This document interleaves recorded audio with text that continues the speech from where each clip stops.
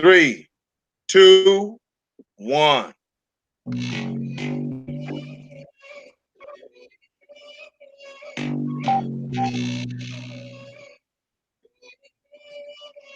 This episode of Lions Den was brought to you by Common Sense. I can explain it to you, but I can't understand it for you.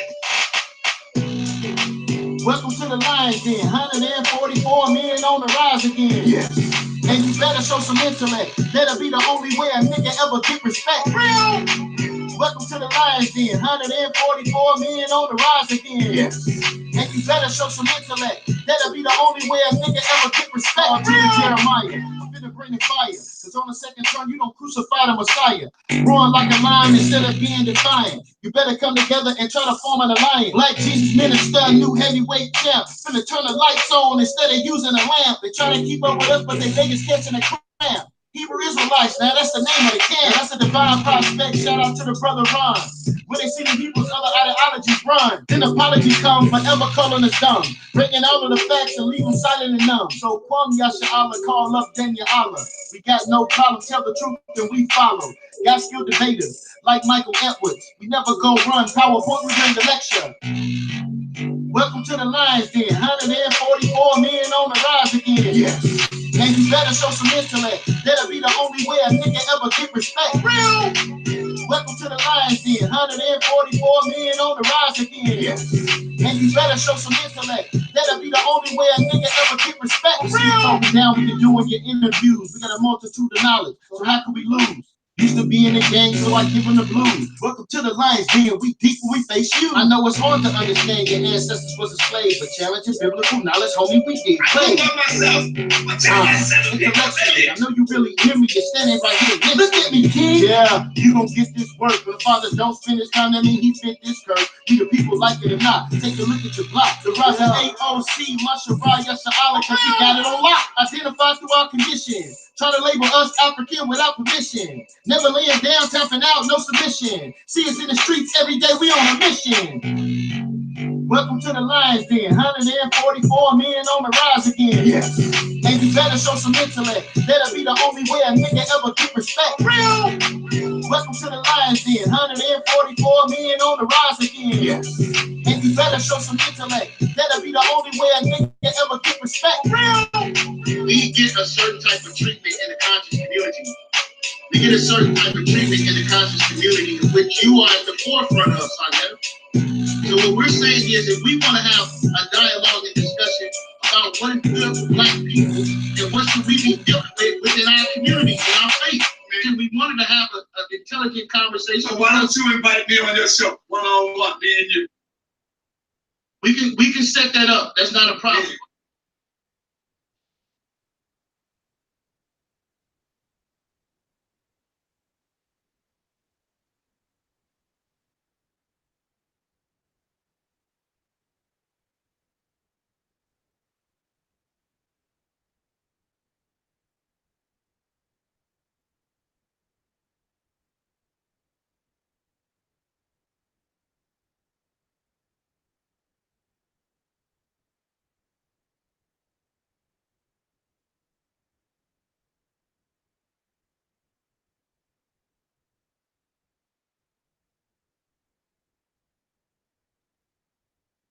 Yeah.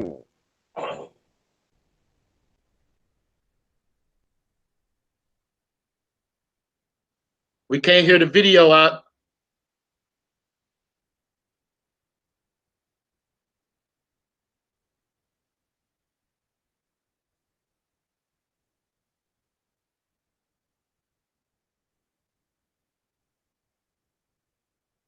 Can y'all hear me? Yeah, I hear you. Loud and clear. I don't know if BlackJesusMinister have his mic muted. Got your mic muted.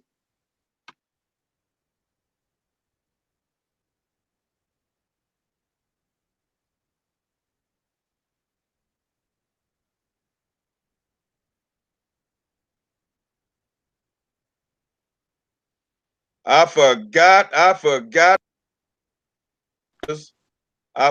to unmute my mic. I do apologize. So here we go, brothers and sisters. the National Negro Anthem. I do apologize, everybody.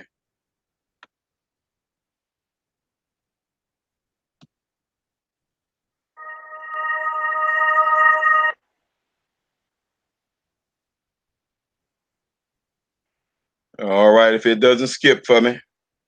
Come on, song. All right, I'll tell you what, I'll play this thing at the end. So we'll play it at the end. Let's go, Jeremiah. Take it over, brother. Brother Jeremiah.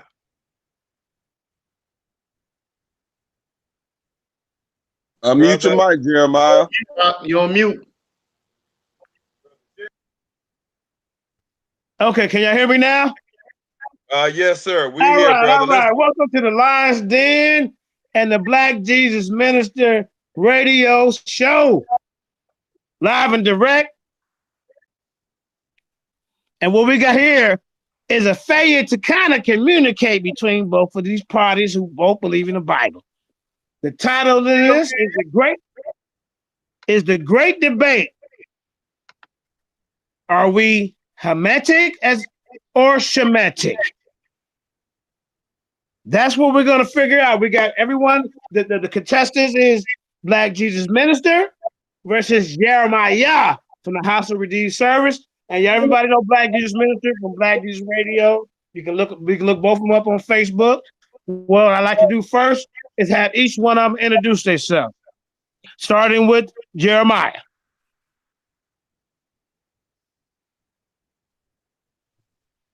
Yo, can y'all hear me? Khan. Yeah, yes, man. Sir. I give all praise and glory to the Abanawa Yahweh Ba Shema Mashiach Yahushai. It's a pleasure and honor to be here to represent the nation of Israel and the truth of the Bible to the best of my ability. You know, I'm here with a brother who I respect dearly, a dearly loved brother who stands for truth. And we're just going to come together and let truth reign, man.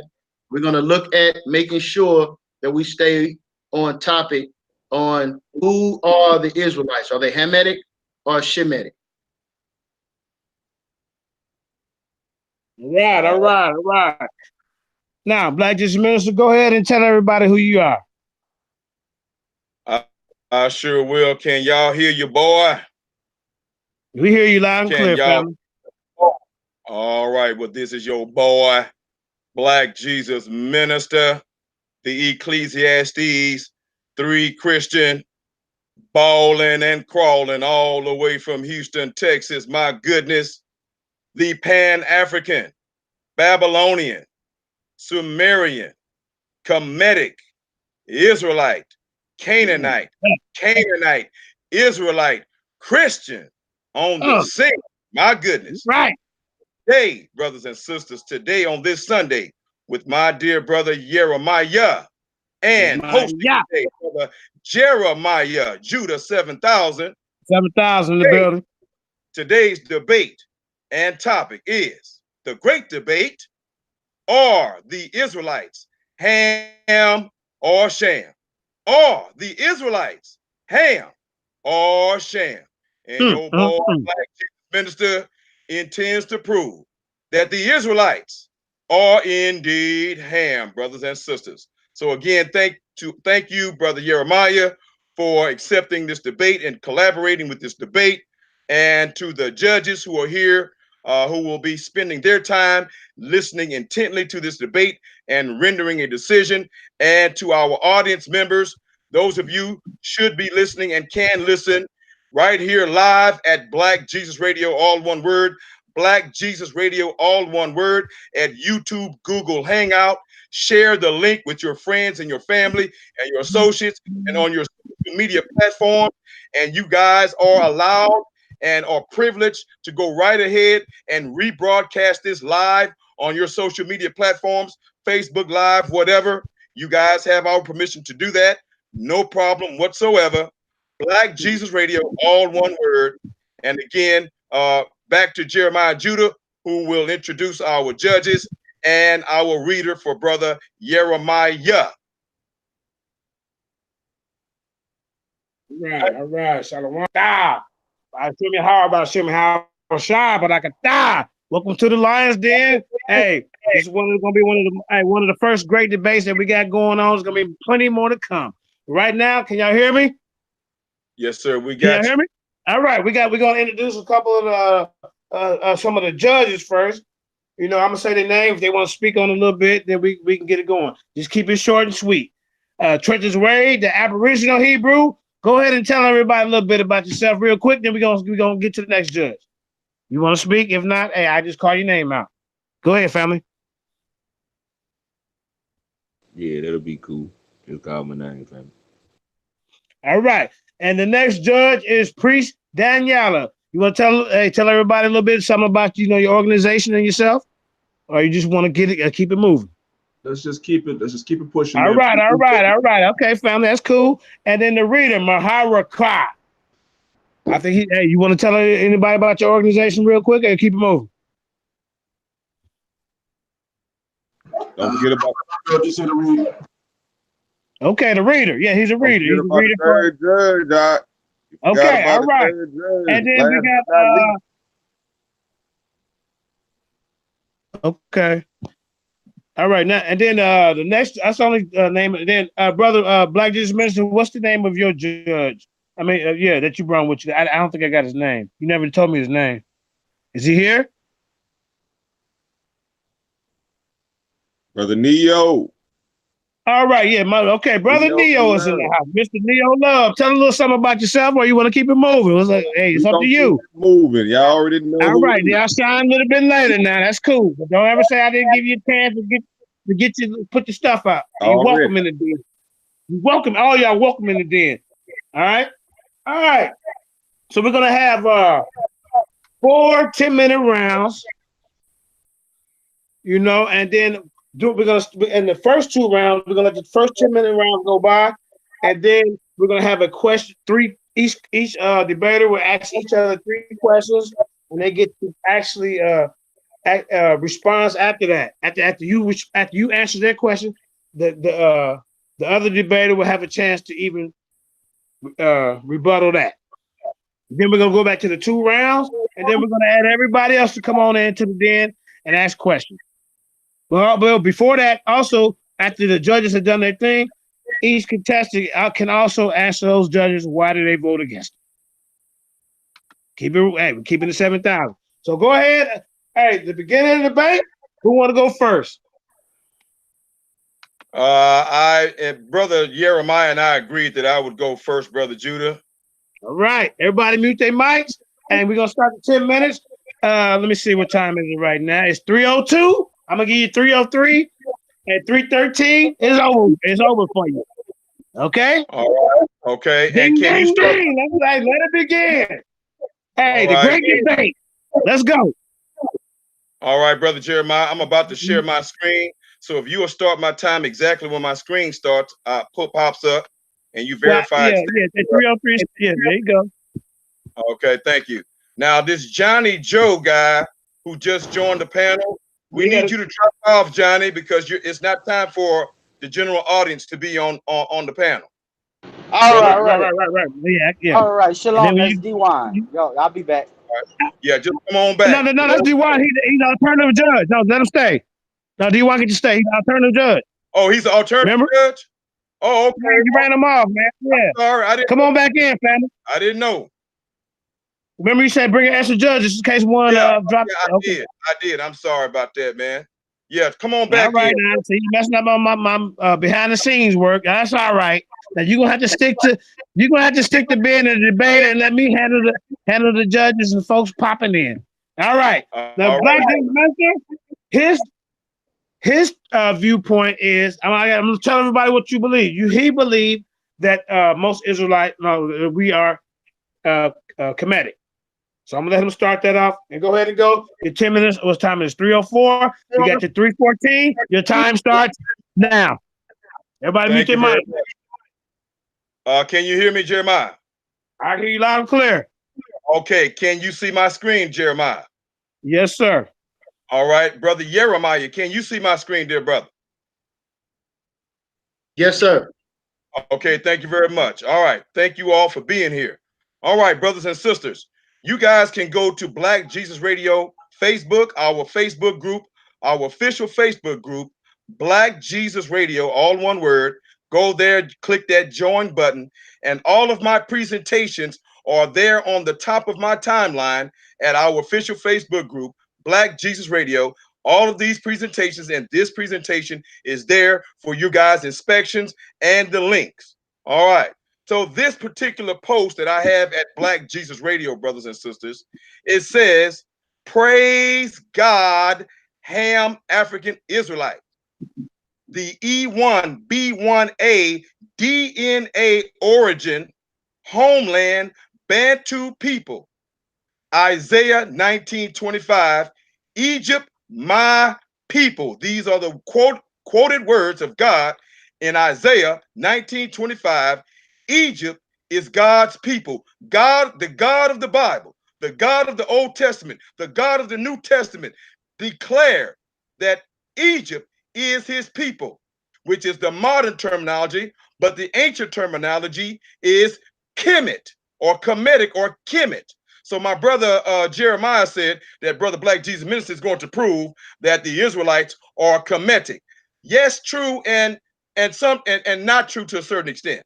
Now, nationally, yes, but nationally, no, but genetically, yes, because the word Kemet, K-E-M, comes from the word Cam or Ham, C-H-E-M, or K-E-M, or Ham, which is the root word and the root name of the Egyptian and the Hamitic people. So the name Kemet is associated with the father of all black people, which is biblically known as Ham, H-A-M, or Cham, C-H-E-M. So again, from Ham or Cham, C-H-E-M, H-A-M, you derive Cam, K-E-M, and you derive Kemet. And in the Bible, Egypt is called the land of Ham, the land of Ham, that this is where the Hamites originated. All black people of black hue originated in the area of Kemet, Ham, which the Bible refers to as the land of Ham. Now, brothers and sisters, many of you brothers and sisters are familiar with the E1B1A because many of you brag that the E1B1A is the haplogroup of the Hebrew Israelites. And brothers and sisters, yes, brother Black Jesus Minister agrees that yes, indeed, the E1B1A is the haplogroup for the Black Hebrew Israelites. But is it only for the Black Hebrew Israelites? And is it origins with the Hebrew Israelites? Dear brothers and sisters, no, it is not. Its origins are with the fathers and the mothers of the Hebrew Israelites, which is indeed Hamitic and African and Bantu, brothers and sisters.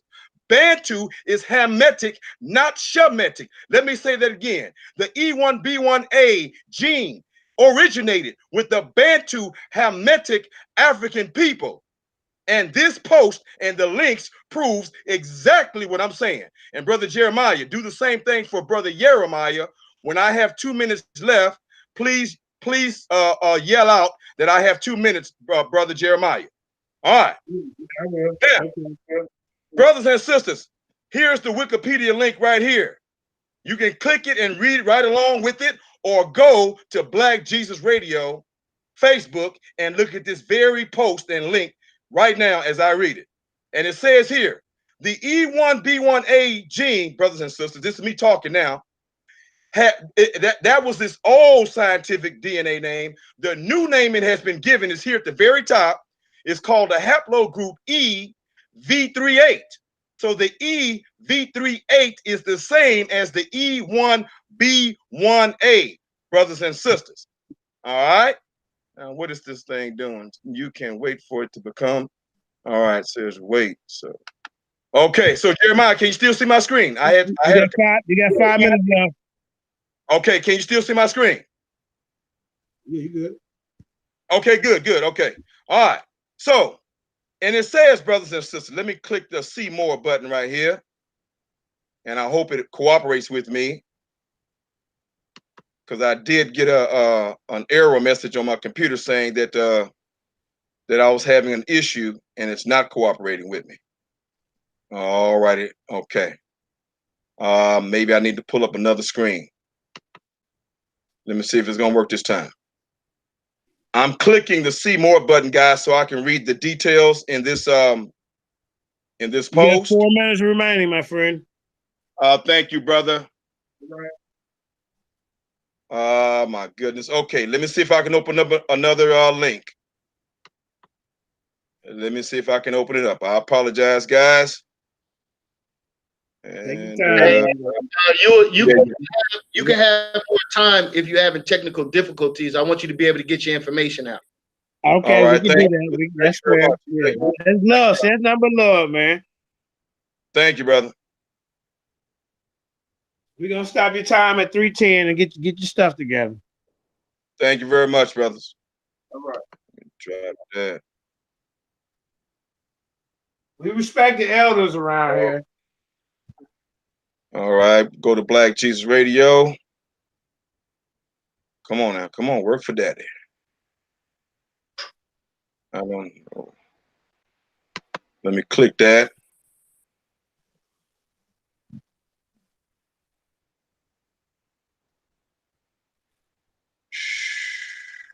I don't know why. Brother? Got to work on your friend list, brother.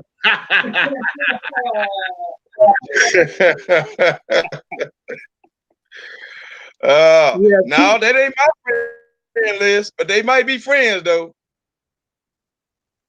I can't see it. Okay, yeah, it's slowly coming up. All right, you got to get your Apple computer or something now. You're slowing up the process. Yeah. I'm sorry. Damn, come on now. I think I got it. Okay. This a family show. Remember that.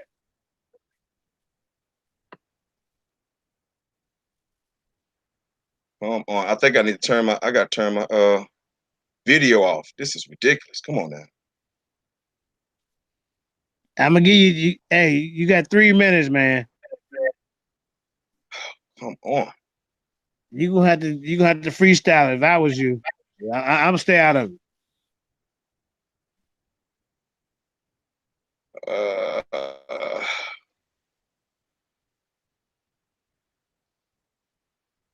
Oh, there it is. All right. We back on track, everybody. All right. We ain't gonna dock you. The next time this happens, we're gonna have the judges might have to dock you a point. Like, like if you hit somebody below the belt, you would get docked a point. You know what I'm saying? All right, let's continue with the great debate. Thank you, brother. All right, you can start my clock, man. All right, your clock starts. It is 3:13. You got 3 more minutes. You got 3 more minutes left. Go ahead. All right, thank you. All right. I'm gonna give you 4. Can we give him 4, y'all? 3 minutes. Go ahead. I'm sorry. We can't give you no extra. Go ahead. 3 minutes. All right. Haplogroup EV38 is a human Y chromosome. DNA haplogroup, and it's primarily distributed in Africa. EV38, which has 2 basal branches, and guys, don't ask me to explain all this DNA jargon. I'm just reading it. EM329, formerly E1B1C or E1B1, and EM2, formerly E3A and E1B1A. The EM329 subclade is today almost exclusively found in Ethiopia. EM2 is the predominant subclade in Western Africa, Central Africa, Southern Africa, and the region of Africa, Great Lakes, and occurs at moderate frequencies in North Africa. Moderate frequencies in North Africa, where Israel and Egypt is, because Israel and the land of Canaan is North Africa. And time. Thank you. All right. Hey, can I ask my question? One yes or no question, real quickly. Yes, sir. You sure can. Yeah, go ahead. Go ahead. He will get 1 minute to answer it. Yeah, wait until Jeremiah starts your time. Wait until Jeremiah starts your time. His time starts at 3:15. Go ahead. It's starting. You got like 20 seconds before it starts. 3:15. He can start right now. I'm giving the extra 20. Hold on. It's 3:14. No. Why is it on my time? He said I can ask during his time. Oh, okay. Yeah, No. Question, right? Yeah. What I'm saying I told him he get a 1 minute to answer your question, YirmeYah. That's what I'm saying. Yeah, but he's saying start my time. He said I can ask one question on his time. See, yeah, you shouldn't even ask the question. You should have just came in with your 10 minutes, man. We ain't gonna start the confusion now. Let's get it together, Israel. And it came in. All right. Now what we're gonna do, Jeremiah, you can ask him a question. All I'm saying, he get 1 minute to answer it, and then we're gonna get to your time. Yeah, all right. Now ain't no knockoff. Not on my time. He ain't making the rules. Pay attention to the host and the moderator. He ain't making the rules like that. I just pick. You get 1 minute. All right, let's get it. Hold on for a second. Listen to me, Jeremiah. Oh, here we go. Why we holding on? It's that simple. He's gonna ask you a question, and then you got 1 minute to answer it. The time can start right now, 3:15, and then after he answers, then your time will start for you 1 minute. Go ahead. Right. All right, there we go. Let's get some order. Go ahead. All right, so go ahead, Jeremiah. Ask me a question. My question is this. I'm gonna write it down. Have you personally taken a DNA test? No, personally, I have not taken a DNA test yet, brother. Okay, that's all I need from him. Okay, now your time can start. Your time will start at 3:17, but you got a little bit extra. It's 3:16, so go ahead and start. Yeah, Maharakal. Your time will stop at your 10 minutes will stop at 3:27. Go ahead. You got a little extra time. Go ahead. If you want to get it going. Maharakal, let me get Genesis chapter. Let me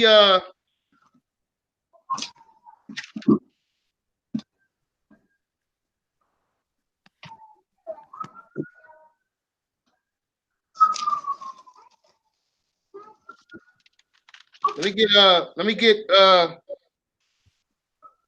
Genesis chapter 11 and 10. All right, this is the book of Genesis, chapter 11, verse 10. These are the generations of Shem. Shem was 100 years old and begot Arphaxad 2 years after the flood. So now, as we can see, brothers and sisters, this is the generation of Shem. All right, we're not gonna play no games here. We Bible believers, and we're gonna go into the Bible to substantiate lineage. We're gonna go into the Bible to substantiate lineage. All right. So now, drop down to the 25th verse. Genesis 11:25. And the whore lived after he begot Terah 119 years and begot sons and daughters. And Terah lived 70 years and begot Abram, Nahor, and Haran. So as we can see, brothers and sisters, Abraham is from the lineage of Shem. The debate is over. Okay, it's over. It's done. Abraham is from the lineage of Shem. Give me Exodus chapter 3, verse 6. Exodus 3 and 6. The book of Exodus, chapter 3, verse 6. And it reads, moreover, he said, I am the God of thy father, the God of Abraham, the God of Isaac, and the God of Jacob. So as we can see, now we have the connection to the Israelites from the lineage of who? Abraham. And Abraham comes from the lineage of who? Shem. He does not come from the lineage of Ham. Anything more than that is confusion, brothers and sisters. All right. So we have direct lineage showing that Abraham is the grandfather of Jacob from the lineage of Shem. All right. So now when you look up the word holy, definition for the word holy is to be separate. Let's make it clear. Separate. And what did the Lord say? Are we supposed to be all in some sort of melting pot? Give me Leviticus chapter 20, verse 7. The book of Leviticus, chapter 20, verse 7. Sanctify yourselves sanctify yourselves therefore, and be ye holy, Right. Be ye holy. 1 Peter 1:16. Be ye what? Separate. Be ye separate. Are we going to be all in a melting pot? 1 Peter 1:16. Because it is written, be ye holy, for I am holy. So we see that in the Old Testament. We see it in the New Testament. Give me Deuteronomy 32:8. We're not playing no games here, brothers and sisters. We have to get an understanding of what the Lord is saying and why is he saying these things. Deuteronomy 32:8. Deuteronomy 32:8. And it reads, when the Most High divided to the nations their inheritance, when he separated. Right. He separated. He separated. He didn't put everybody in some great melting pot with a bunch of confusion. Genesis chapter 11, verse 7. What? Why did he separate? He separated because there was evils being multiplied in the earth. Genesis chapter 11, verse 7. The book of Genesis 11:7. And it reads, go to, let us go down, and there confound their language, that they may not understand one another's speech. So the Most High Yahweh scattered them abroad from thence upon the face of the earth, and they left off to build the city. Therefore, come on. Therefore is the name of it called Babel. So there, now you can see the Lord. There's no more defining separation than language barriers. All right, give me Exodus chapter 11, verse 7. Because are we going to say that Ham and Shem, we all together? Is Egyptians and Israelites one people? Let's see if the Lord agrees. Exodus chapter 11, verse 7. Let's go, brother. The book of Exodus 11:7. But against any of the children of Israel shall not a dog move his tongue against man or beast, that ye may know how that the Lord doeth put a difference right between the Egyptians and Israel. As you can see, there is a difference between Israel and Egyptians. Let me get Exodus chapter 10, verse 16, because even Pharaoh knew and understood that the God of the Israelites was not his God. That's their God. And he's going to make it clear. Exodus chapter 10, verse 16. Exodus 10 and 16. Salakia. And it reads, then Pharaoh called for Moses and Aaron in haste and said, I have sinned against the Lord your God. Your God. Come on. And against you. Right. Now therefore, forgive, I pray thee, my sin only this once, and entreat the Lord Yahweh, your power, your God, that he may take away from me this death only. So even Pharaoh during the time of Moses knew and understood that the God that was fighting for the Israelites was not his God. Let me get Leviticus chapter 20, verse 23. All right, because the Most High is separate. He's holy. He's separate. And he separated us from other people. Let's get the evidence and proof. Leviticus chapter 20, verse 23. Let's go. The book of Leviticus chapter 20, verse 23. And it reads, and ye shall not walk in the manners of the nation which I cast out before you. Right. For which are the Canaanites. Read on. It's locked, brother. Children in the back. And ye shall not walk in the manners of the nation which I cast out before you. For they committed all these things, and therefore I abhorred them. Right, read. But I have said unto you, ye shall inherit their land, and I will give it unto you to possess it. A land that floweth with milk and honey, I am the Lord your God. Right, your God, come on. Which had separated you from other people. The Most High God separated us from other people. He's not dealing with no utopia, all races becoming one. That's confusion. Deuteronomy chapter 7, verse 6. Let's see what the Lord say about his love for his people, right? He is separate. Deuteronomy 7 and 6. For thou art an holy people unto the Lord thy God. The Lord thy God hath chosen thee to be a special people unto himself, above all people that are upon the face of the earth. Upon the face of the earth, right? So let me get Amos chapter 3, verse 1 and 2. Amos 3 and 1 and 2. This is simple, brothers and sisters. We don't have to muddy the waters, all right, with the white man science and white man ideology. We're going to look at this from a biblical stance because this is a biblical issue. Amos 3 and 1. Hear this word that the Lord has spoken against you, O children of Israel. Right. Against the whole family which I brought up from the land of Egypt, saying, you only, come on.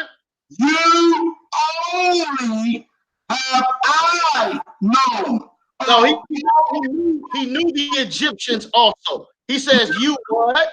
You only have I known of all the families of the earth. Right. So let's give me Deuteronomy chapter. All right. Hey, you got 1 minute left. You all right, I got you. Deuteronomy 32. It's 3:27. Time up, family. I got kicked out for a second, but it's 3:27. It's BlackJesusMinister turn. And then he want to ask a question. Can I get this last scripture? Deuteronomy 30. Yeah, man. Yeah, finish it out. Let him finish it. For the education for the people. I want everyone just to pay close attention to the scriptures through the Bible. All right? Deuteronomy 32 and 9. Let's go. Deuteronomy 32 and 9, and it reads, for the Lord's portion is his people. Jacob is the lot of his inheritance. Jacob is the lot of his inheritance. Not Egyptians, not Canaanites, not Hamites, but Jacob, the son of Isaac, the son of Abraham, the son of Shem. I yield the floor. All right, hallelujah. This is going smooth. I got kicked out for a minute, but I'm back. Boys and Bite is a demonic demon that manipulate airwaves. That's for another time, another day. This the great debate. It's going good so far. We finna go to the second round. BlackJesusMinister, you got the flow. Let me see what the time is. Hey, 3:29. Go ahead. Your time will be over in 10 minutes after 3:29. We got it. 3:30, 3:40, 3:39. 3:39. Your time is over. Let's go. All right. Thank you very much. Can you hear me, Brother Jeremiah Judah? I hear you loud and clear. All right. Thank you very much. Now, let me bring clarity to the scriptures that my brother was emphasizing, where God said, only you have I known in all the families in the earth, only you have I known. Now, my brothers, in their self-hatred and refusal to admit that they are Black, African, Ham, and the word Negro does not distinguish differently between any other African. Negro is the definition of all Black African people, not Israelites. So please throw that Zondervan dictionary Bible book in the trash, brothers and sisters, and go get you a real dictionary and a real concordance. All right. Now, in reference to the scripture that says, only you have I known, only you have I known, Brother YirmeYah, that's talking about a dispensation of time. Can you guys see my screen? Can you guys see my screen? We see it, BlackJesusMinister. Go All ahead, right, family. hold on. Okay, hold on. Let me. We see it. All right, hold on. I had the right thing up, and then it just went off. Now, I'm ready now. You granted your time last time. It popped off again. Hold on. Let me see if it's gonna come up. Okay, let's see. This is... Okay, here we go. Good. So again, brothers, right. that's talking about only a dispensation of time, meaning at that time, from the time that Israel became a nation, Israel did not exist during the time of Adam and Eve. So for you guys to sit up here and say that this is talking about all times, that is a lie, and it's not a lie. It is a lie, and I'm not saying that my brother's lying. He's repeating garbage that has been fed to him that he has believed, and now I'm bringing clarity to that. So we know Israel did not exist during the time of Adam and Eve. Did God have relations with mankind since Adam and Eve? Yes. Adam and Eve and his children were the first people. And then when man fell off, then the scripture says that Enoch came along. And when Enoch came along, men began to call upon the name of the Lord. That's number two. And then the third era of mankind calling upon the Lord was Noah. Noah was the righteous man of God, and he and his children, who was obedient to Noah, they and their descendants early on, they too knew God. So it is a fallacy to sit up here and to say that God only dealt with mankind during the time of the Israelites, and those are the only people that he have known. That is absolutely absurd. As I just explained, and it also occurs to the Hamites, and I will probably have time to prove that. I may have time to prove that later on in Genesis 10, that God in Genesis 10 in the genealogies you got of the 8 minutes, family. All right, brother. Can you hear me, brother? Can you hear me? Yeah, we hear you now. You got 8 minutes still. But not 7. Can you hear me, brother? Yeah, we can hear you. Okay, thank you. You okay? Because you keep. Yeah. Go ahead. You got 7 more minutes. Jeremiah, okay, brother. Just say something when I got 2 minutes left, Jeremiah. Thank you, brother. Now, okay, so my fault. Thank you, brother. At Genesis 10, brothers and sisters, when you read the genealogies of Japheth, Ham, and Shem, the only race of people who are called Japheth at Genesis 10 and 5 are the descendants. The only people who are called Gentiles are Japheth and his descendants at Genesis 10 and 5.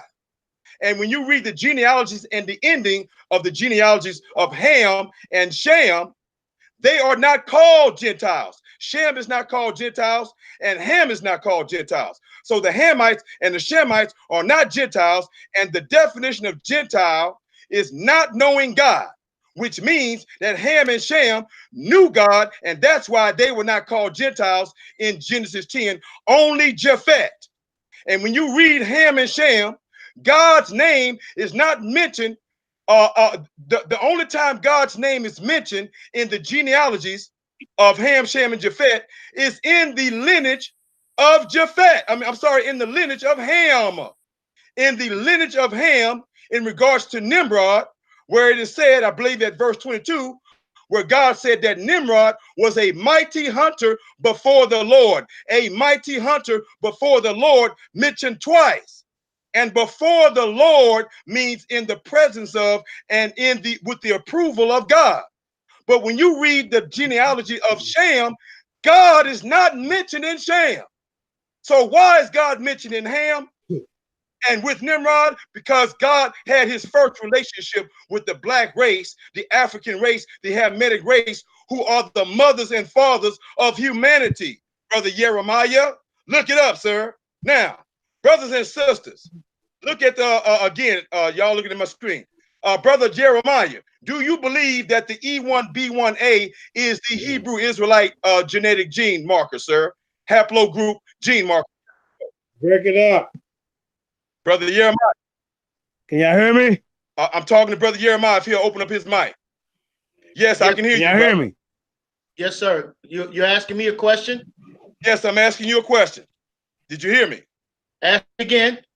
All right, my question is, do you agree with all the Hebrew Israelites that I have talked to that the E1B1A is the haplogroup marker for Hebrew Israelites? Yes or no?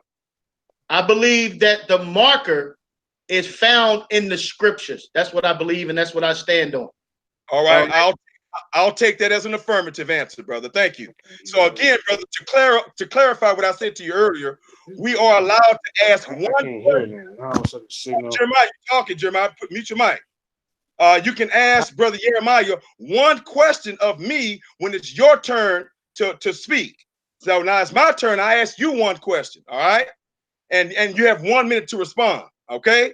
Now, I hope I clarified that. So, brothers and sisters, my brother affirms, like all black Hebrew Israelites, that the E1B1A gene, whom I learned this from the black Hebrew Israelite brothers and sisters, my black Hebrew Israelite brothers and sisters, that the E1B1A gene is a Bantu gene originated by African Hamitic Bantu people.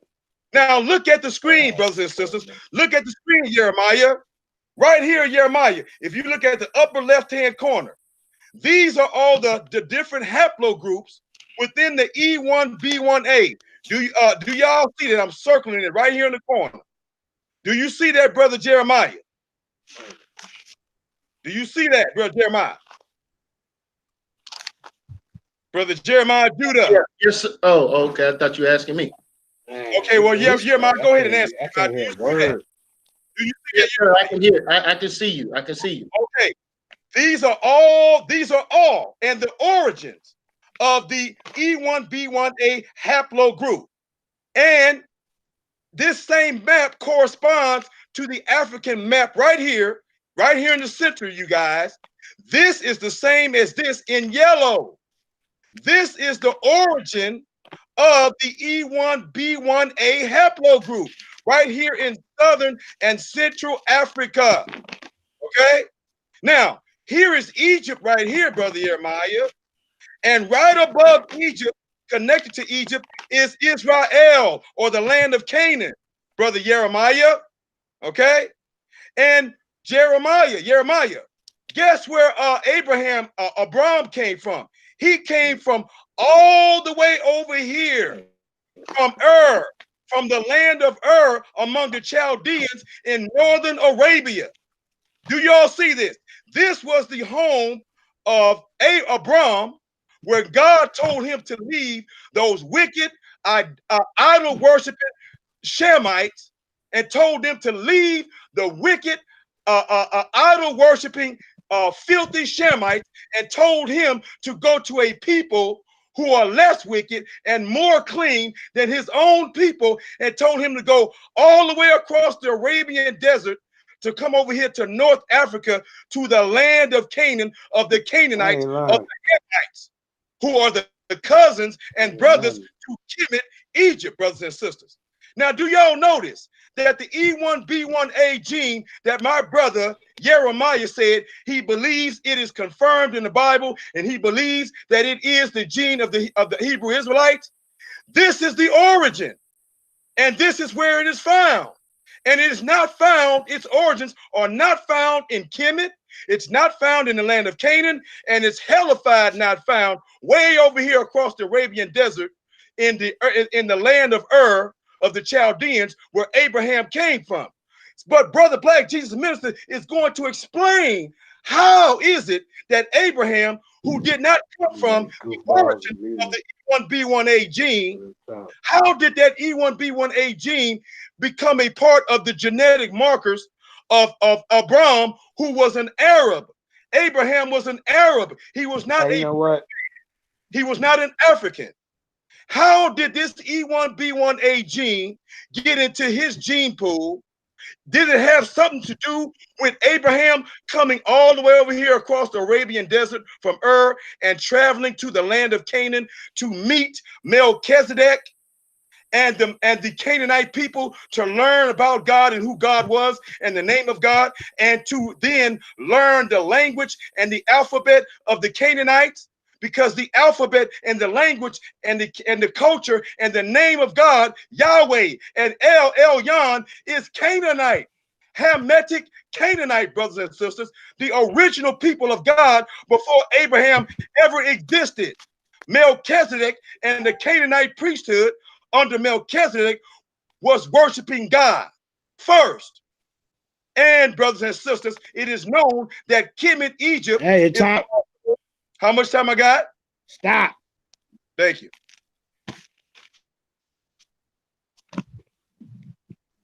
Can y'all hear me? Yes, we can, brother.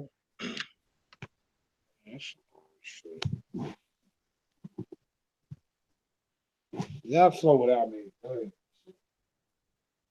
Brother, it's supposed to happen for me. Somebody muting or cutting out or some shit going on. I'm getting tired of always technical difficulties when it comes to this Google Hangout bullshit. Okay, Jeremiah, come on, brother. We ready. You said my time is up, so let's go. I'm for real, man. It's yeah. Right, Jeremiah, man. are you there? Jeremiah, are you there? Can you hear us? I can't hear nothing. Can y'all hear me? Yes. Yeah, yes, we can hear you. Judah, y'all hear me? He can't hear. He can't hear you. No. Judah, he's saying go. It's on you. Can y'all hear me? Yes. Yes, we can hear you, bro. Okay, I guess what? You know what, Jeremiah? I'm gonna go ahead.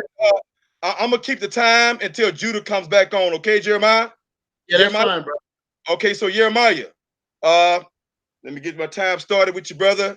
We're gonna wait till Jeremiah get back on here.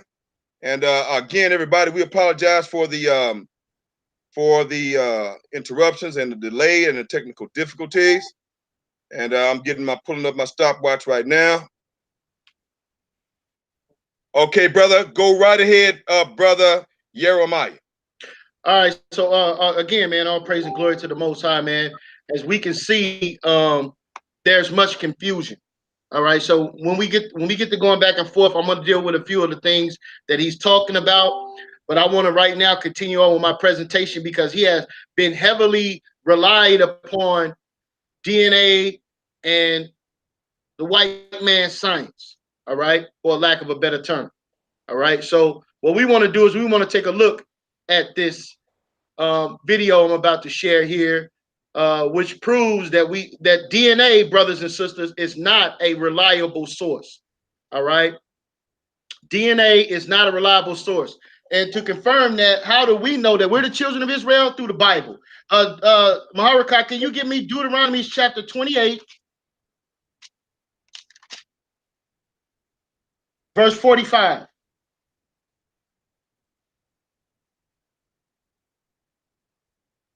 Maharakah, you're on mute. Got you. Deuteronomy 28, chapter verse 45. Moreover, all these curses shall come upon thee, and shall pursue thee, and overtake thee, till thou be destroyed, because thou hast hearkened not unto the voice of Yahweh, or the Lord thy God, to keep his commandments and his statutes, which he commanded thee. Read on. And they shall be upon thee for a sign, right, and for a wonder, and upon thy seed forever. So it's going to be upon us. These curses will be evident throughout our communities.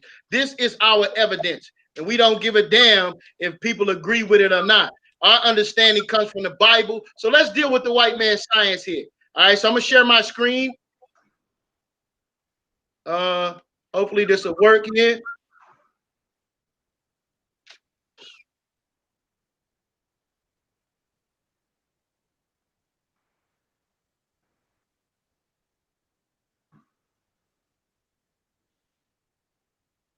All right. Can everyone see this? Yes, sir, I can see it. All right. Let's take a look at this. African ancestry, as well as to several other genetic genealogy companies to see what they could tell us about Vi's maternal lineage. Sit on the edge of my seat. Kittle's company sent I what they call a certificate of ancestry. Oh my God. It says that you share maternal genetic ancestry with people from the Mendi tribe in Sierra Leone. Do you know anything about Sierra Leone or the Mendi people? No, nothing. People have been waiting a lifetime for something like this. Now, this is just a tiny bit of information now. But they take it as huge. Right, because it's cracking open the door that was closed for centuries. There's a place in Africa you could say that I'm from. Look how happy she is. A tribe. She's emotional. She's feeling good. Watch that frown get turned, that smile get turned upside down, brothers and sisters. Watch this. Such possibilities. But the problem is, Sierra Leone wasn't the only answer Vi got. A company called Relative Genetics found a match to a single person in the Wobi tribe in the Ivory Coast. Different? Now, I got all excited about that, and this is different. Now, how could that happen? Then a third company, Trace Genetics. Your particular sequence matches sequences reported among multiple Mandinka individuals in Senegal. What's up with this? And Family Tree DNA, the company that linked Vi with Marion in the first place, came up with a whole list of matches. Right. This goes on and on. My goodness. So what do we know about Vi's ancestry? The DNA does indicate that she has distant relatives in the Mende tribe, but she also has relatives in all those other tribes. So no one can say for sure where Vi's maternal ancestor actually came from. When I handed Vi the certificate, she got extremely emotional about it. She wept, and it meant so very much. People want to believe. They want to believe they've gotten an answer. And it's not fair of us to let them believe that we're giving them certain answers because scientifically, we just can't. Hank Greeley is concerned that the science isn't really there yet for you to be giving them the name of a tribe. I think for most companies, I would be concerned too. But what about your own company? We have He the didn't largest, exclude you. He included you. but we have the largest set of sequences from Africa. So with that, we're able to provide some level of probability in terms of frequency. But he would say that even though you have the largest database, it's still small on the scope of things. As I said, I share those concerns About yourself. for DNA. And that's the rub. This business of genetic genealogy is fraught with limitations. For one thing, it can only provide information about a tiny fraction of our ancestry. Because we get half our DNA from our mothers and half from our fathers, almost all of our DNA gets shuffled and remixed every generation, making it impossible to trace what comes from whom. There are just 2 bits of DNA that remain pure: the Y chromosome, which passes directly from father to son, and something called mitochondrial DNA, which passes unchanged from mother to child. Hank Greeley, a law professor at Stanford University, has studied this new field. He worries that people don't realize just how many ancestors they actually have. 8 generations ago, both you and I had 256 great-great-great-great-great-great-grandparents. Wait, you're saying that if you go back 8 generations, we have 256 great-great-great-grandparents? Yes, it doubles every generation. So you've got 2 parents, you have 4 grandparents, you have 8 great-grandparents, 16 great-great-grandparents, and it adds up fast. It adds up so fast, in fact, that if you go back 20 generations, you've got over 1 million grandparents. 1,048,576 to be exact. So as we can see, brothers and sisters, we can't rely on DNA. We can't rely upon the white man's science. What we can rely upon, can you all hear me? Can you all hear me? Yeah, I hear you, brother. Yeah. Yeah, so I want you to go to Numbers chapter 1 and give me the 2nd verse. What we can rely upon, brothers and sisters, is the Bible. Okay? That's what we can rely upon. We cannot rely upon heathenistic sciences, okay, falsely so-called, as the Bible says. But we can trust in the scriptures. All right. And so as we just learned that there is a DNA strand that is prevalent, and that's the Y chromosome passed from the father. So read that Numbers chapter 1, verse 2.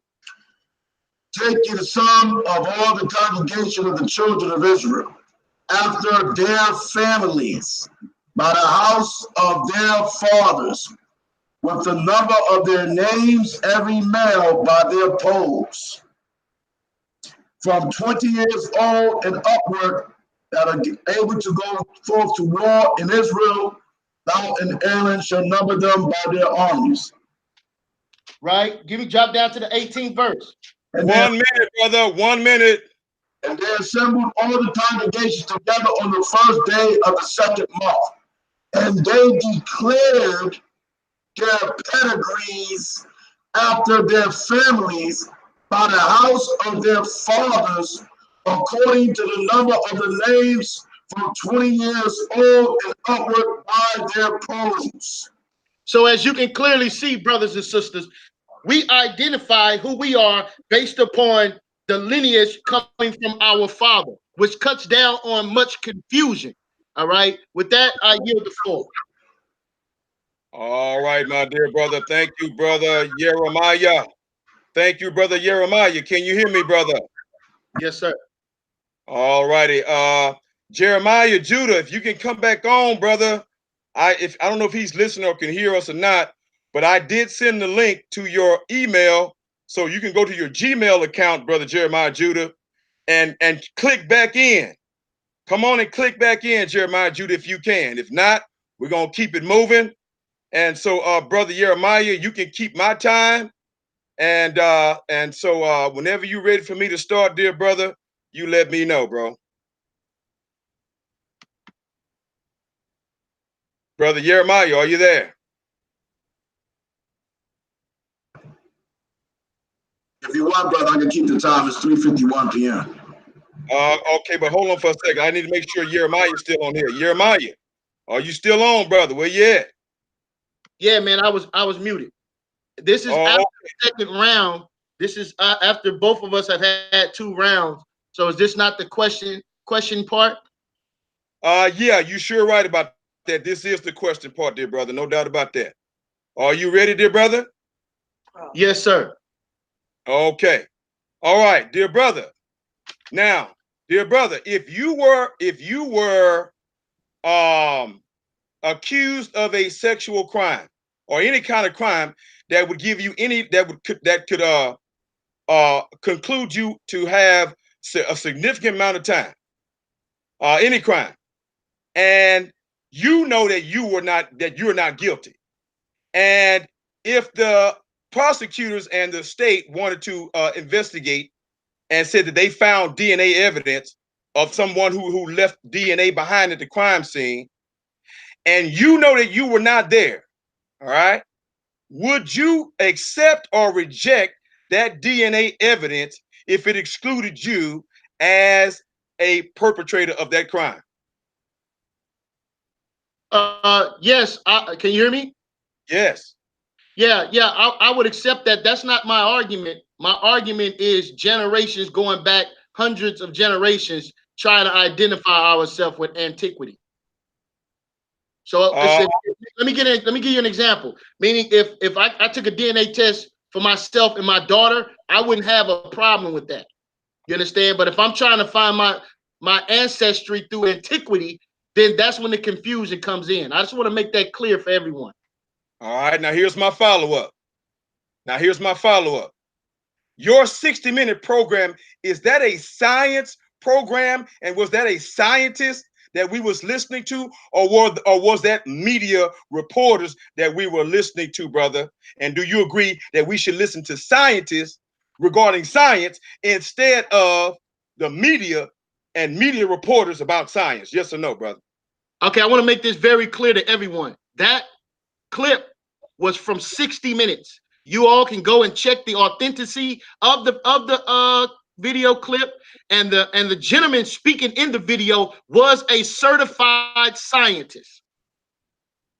All right. Now here's my second question. Now this was a sucker video. Third question, but go ahead. No, brother. I asked a question and a follow-up. Oh, okay. So now my second question and my second follow-up. Okay. Now, so brother, now you don't know because you reject education and you reject science, brother, that this was a sucker video for suckers, dear brother. And I'm not talking about you, okay? And I'm going to show you how this video tricked you. And then I'm going to ask you a question. I'm setting up my question. Now, brother, if you notice, people, that when they were showing the DNA markers of this one, who this woman was related to, they first tried to say that she was related to only one African tribe. All right.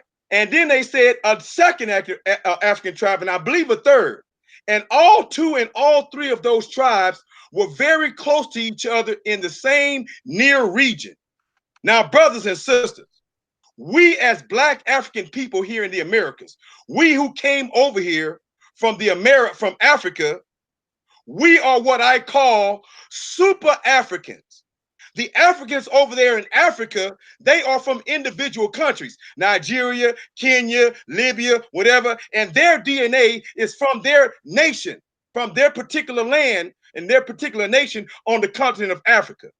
But we Black Americans are super Africans. What do I mean by super Africans, YirmeYah?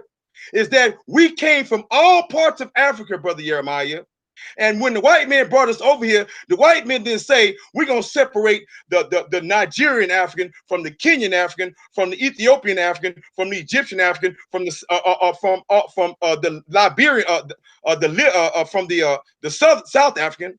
Slaves came from all over Africa, west, east, north, and south. And when we came over here, they interbred us and made us interbreed with each other, regardless of what tribes we came from. And this is why the woman had multiple tribes, people that she came from, because we mixed over here in America, dear brother. Now, dear brother, do you agree or disagree that we are super Africans and that our DNA is of several tribes of Africans all over Africa, brother? Do I agree with that? Yes. Hell no. Okay, why? Why? Because the Bible tells me so. Okay, here go my last question.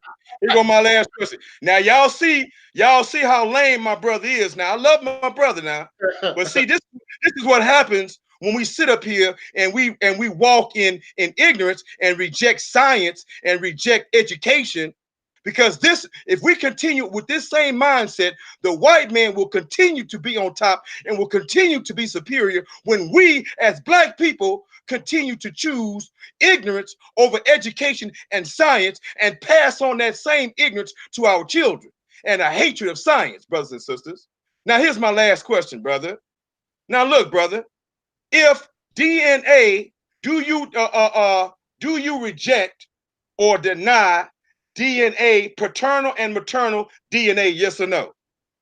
This is your third question, so I get 3, right? Yeah, you get 3 questions too. 3 questions and a follow-up. Okay, great. Okay, do I deny maternal? No, scratch that. Here it is. Do you agree, dear brother? Do you agree that when Abraham left Ur of Chaldee and went to the land of Canaan, and then after they left the land of Canaan, which is North Africa, then they went into Egypt. They went into Egypt under Joseph, and they were there in Egypt as a royal family in Egypt for 430 years among those E1, B1A, Bantu, Egyptian Hamites. Did they or did they not intermarry and intermix with those Hamite Egyptians for 430 years, sir? Yes or no? They did not. Not all of them. It's not a totality of the entire every Israelite mixed. No, I do not agree with that at all. And I'm going to prove it with my next round. Okay, all right. Now, So again, so what percentage, sir? Oh, you done, buddy. No, this is my follow-up. No. That was my question. Here's my follow-up. Oh, okay, So go ahead. what percentage do you know, or would you say, of the Israelites, of the Israelites intermarried with the Hamite Egyptians? Well, according to my research and my study, with the customs of Jacob and his children, I would say a small percentage. You have any facts to back that up? Yes. You can share it. All right. I have a whole presentation in my next round. If you Let's go. Go ahead. Go with your 3 questions, bro. Let's go. All right. All right. So my first question is, you made a statement that Abraham left the land of Shem. Is this a factual statement? Yes, sir. It is a factual statement, and I can back it up as soon as you want. Let me show it to you real quick. Are you finished with your question? Let me show it. I'm gonna show everybody the answer. No. I just need a yes or no answer. No. I'm going to give you the answer, brother, but I'm gonna show it. Are you finished with your question? That question. No, I just need a yes or no. It's my questions, brother. Oh, hold on, brother. Listen, brother. No, you asked me a question, and then there's no time limit on asking and answering the question, and you can't tell me how to answer the question, bro. I can't tell you, and you can't tell me. Okay? So I want to make sure that you finish with your question. But I don't need you to go into a dissertation. I just asked you. I haven't about, even started yet, brother. Sir, I haven't even started, brother. Can I now answer the question, brother? Okay, yeah, you got 2 minutes. No, there's no time limit, brother. Don't make up no stuff over here, bro. No, come on, there's no time limit here, bro. I'm gonna sit brother, brother, brother, I'm spending 2 minutes talking to you to let me talk and give the answer, bro. Yeah, so I'm giving you 2 minutes. Floor is yours. No, brother, there's no time limit for me to give an answer, brother. Wow. Well, then I misunderstood, because I could have became more extensive with my answers. Okay. Well, you know what, my screen. Okay, and this screen is okay. But anyway, let me give the answer while I'm pulling this up. Brothers and sisters, are the table of nations. The table of nations proves what I'm about to say. And repeat your question one more time, H.O.R.S. I mean, brother Jeremiah. Your statement was that Abraham left wicked, evil Shem, the land of Shem. That's what you said. Yes, sir. Absolutely. That's exactly what I'm saying, brother. Keep talking. Well, that's it. You're supposed to be substantiated that he left the land of Shem. Okay. Let me pull that up. Did you? Well, first of all, do you? Well, I'm not supposed to be asking you a question. Okay, let me pull it up. Okay. Are you? Well, for those of you who are not, and those of you who are, the table of nations. There's a table of nations map. A table of nations map, and you guys can look up, and everybody can go and Google right now the land of Ur. And my brother YirmeYah needs to do that. The land of Ur, brother YirmeYah. YirmeYah, the land of Ur is on the northeast coast of northern Arabia. The northeast coast of northern Arabia. Let me pull that up. Where is that map? And can you see my screen, brother? Yes, sir. Okay.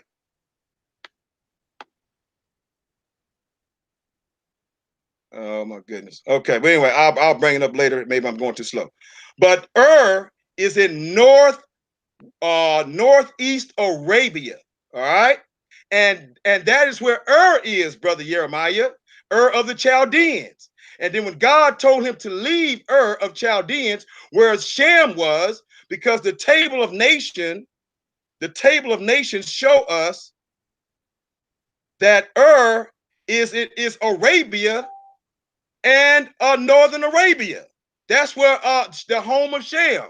And the land of Ham, brother YirmeYah, is Africa. And the land of Japhet is Europe. All right, which is called the Table of Nations map. Go to your next question, brother. All right, so that's not true, brothers and sisters. That's not true. As we can see here, I have the map. Can you see? Can you all see this? This is a book of ancient Sumeria. All right, this is a book of ancient Sumeria, and is on here. And I don't know if you all can see that, but right, is right here. Right, is right here. So as we can see, this at the land of ancient Sumeria. All right, Maharaka, can you read Genesis 11? Matter of fact, Genesis chapter 10. I want everybody to pay close attention to this. Genesis chapter 10, the 6th verse. All right. All right, this is the book of Genesis, the 10th chapter. What verse you want me to read? Start at the 6th verse. And the sons of Ham, Cush, Mizraim, Phut, and Canaan. Now drop down to the 8th verse. And Cush begot Nimrod. He began to be a mighty one in the earth. He was a mighty hunter before the Lord. Wherefore it is said, even as Nimrod, the mighty hunter before the Lord. Read on. And the beginning of his kingdom was Babel and Erich and Akkad and Canaan in the land of Shinar. Okay, so now, as everyone can see, this is the land. The Shinar is Sumer. In the translations of this word, Shinar is the land of Sumer, or the Sumerians, or this region in which Abraham came from. And it originally belonged to Ham. Okay? Ham, Nimrod is a descendant. He's the son of Cush, who's the son of Ham, brothers and sisters. So he said that, yes, Shinar and Sumer is the land where they created Babylon. When you read Genesis chapter 11, it tells you about the evil wickedness and what they tried to substantiate in that land, and that was created by the descendants of Ham. So, no, you're wrong, brother. All right, so you ready for my next question? Yes, sir, I am. All right. So,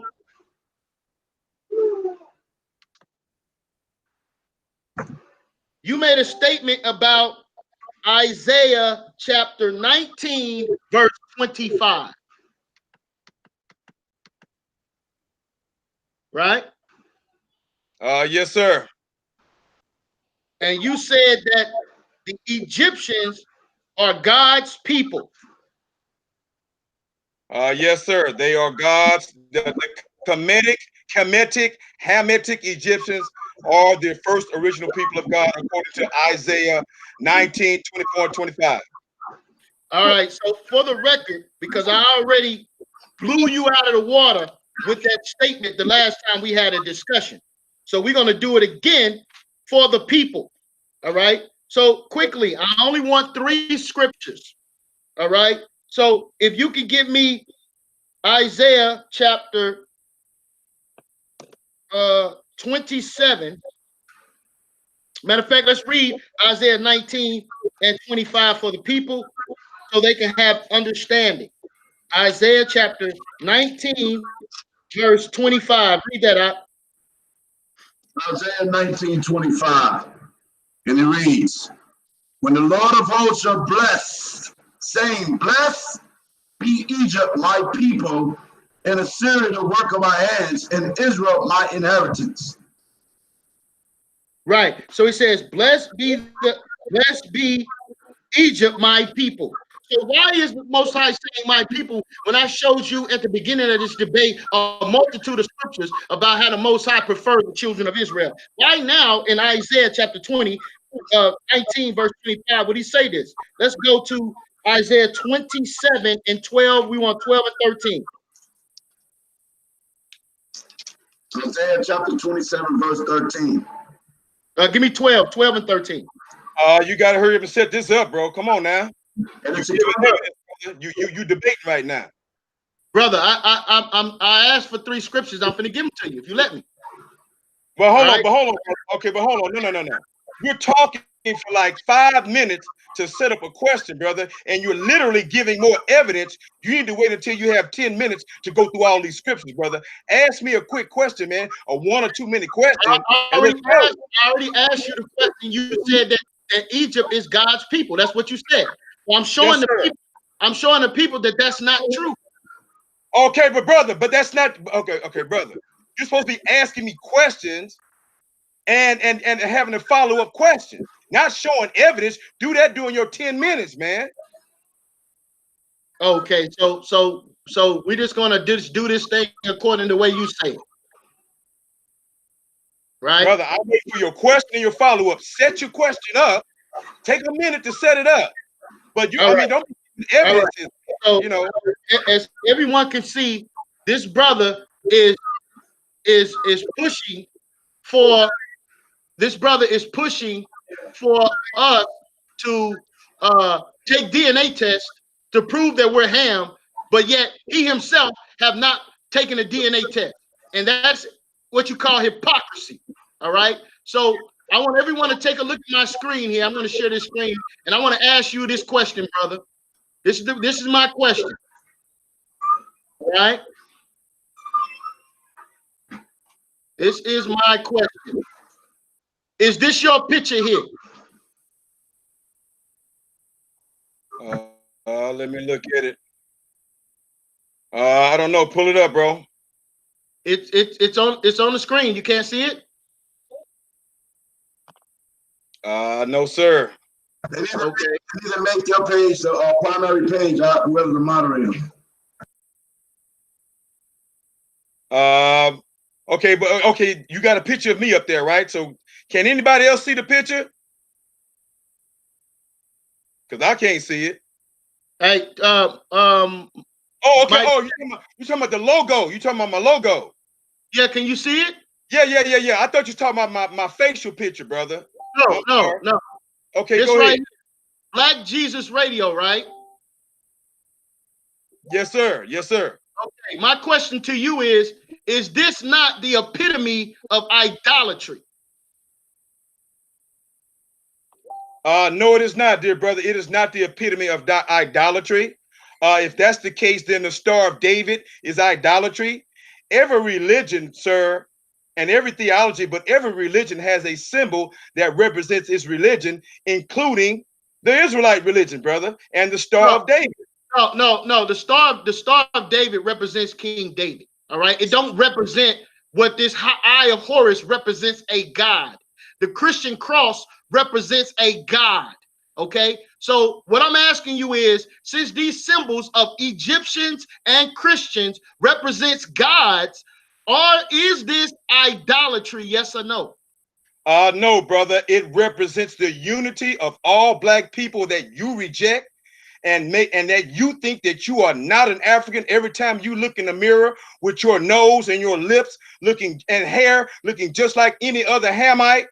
Okay, dear brother, you are the one that has the problem with identifying with your people. I do not, and I don't need a DNA test. I'm going to take one. I will, because I'm not denying that I'm an Israelite. I'm not denying that I'm a Hamite. But you're promoting people. Sir, let me answer first. It's my turn, brother. No, let me finish, brother. Brother, it's my turn. It's my turn, brother. I need to finish. It's my turn. You're cutting me off. Let me finish. I'm gonna let you back in, but you're promoting people to take DNA tests, and you haven't taken it yourself. Go ahead. Brother, listen to me, brother. I do not limit you when you give an answer. You cannot limit me when I give an answer.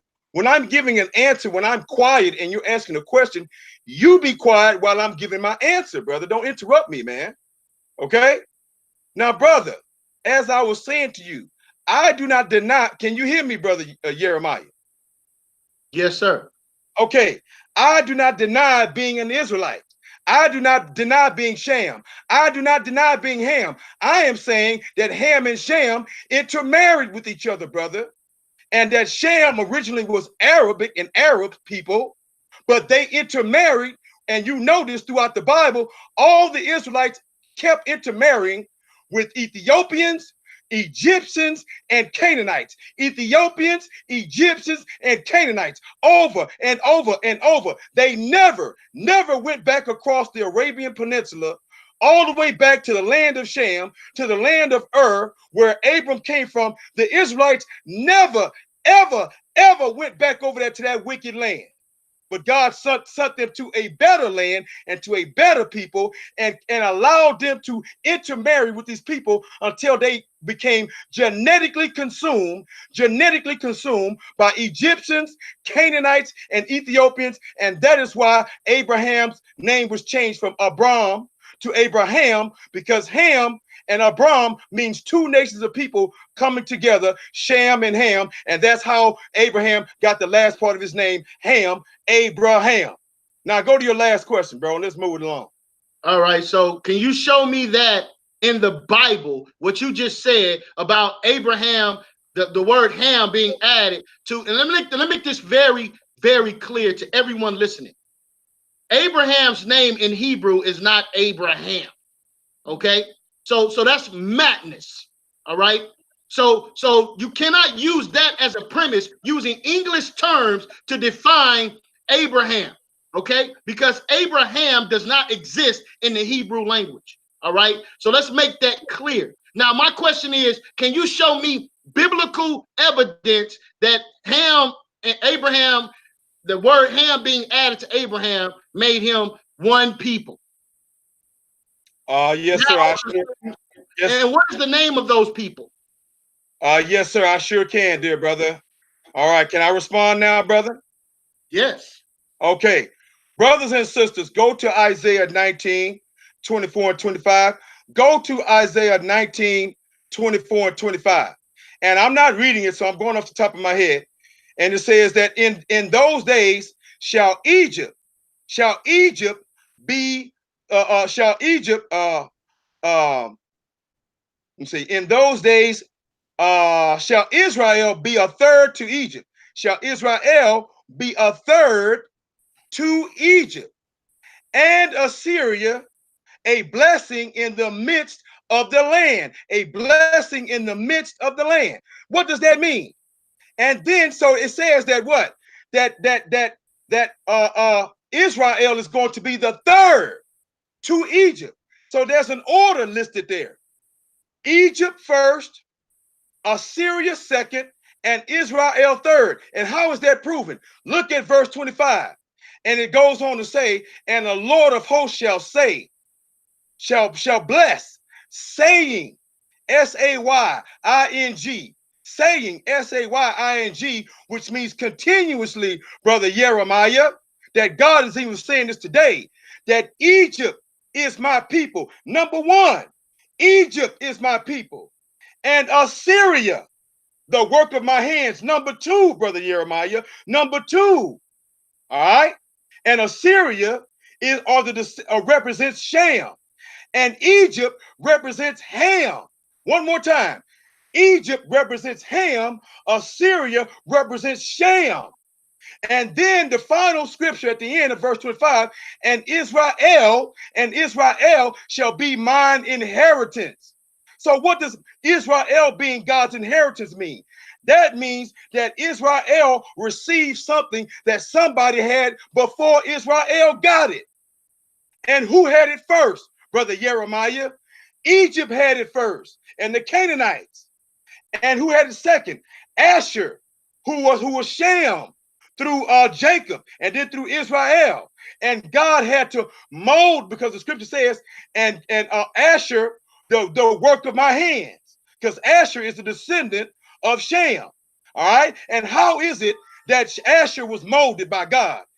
Jacob was molded by God. Jacob was a trickster, a goddamn con man, a little crooked ass Jew before there was a Jew, until God changed his heart and changed him and molded him into the man of God that God wanted him to be.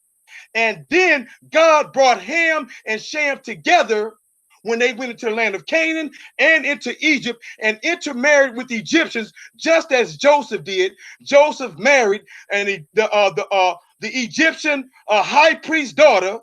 And if he set the tone, and all the Israelites became royalty in Egypt, and they too married Egyptians, just like Joseph did, and they intermarried with those Egyptians till they looked just like the Egyptians, and that's why they thought Moses was an Egyptian, because they intermarried with each other for 430 years. And the last part of that scripture says, and Israel, my inheritance, meaning that Ham and Shem coming together to form the nation of Israel, sir. And that's why Israel got his name.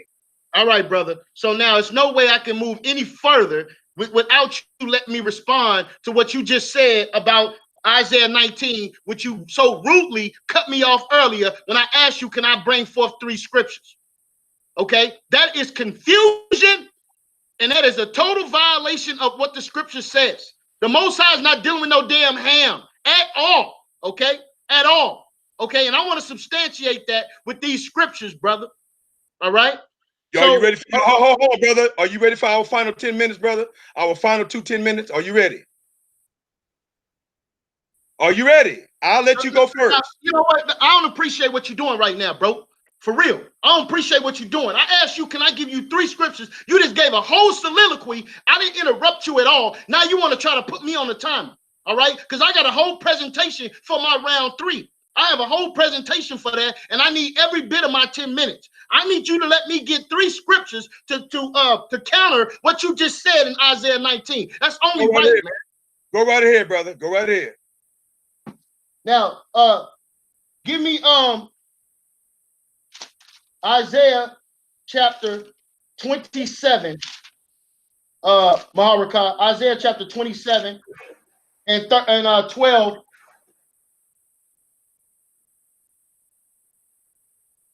Isaiah 27 and 12.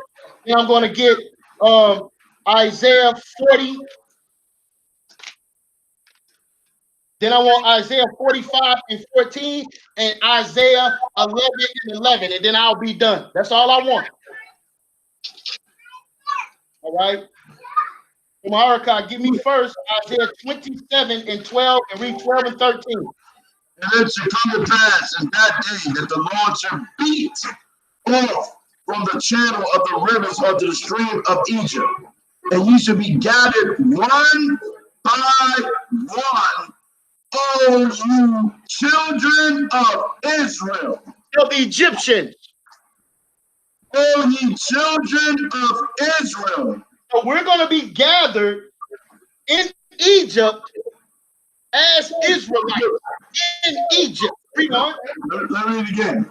And it shall come to pass in that day that the great trumpet shall be blown, and days shall come which were ready. I'm sorry, that's what you want me to keep reading, right? It shall come to pass in that day that the great trumpet shall be blown, and days shall come which were ready to perish in the land of Assyria, and the outcast in the land of Egypt.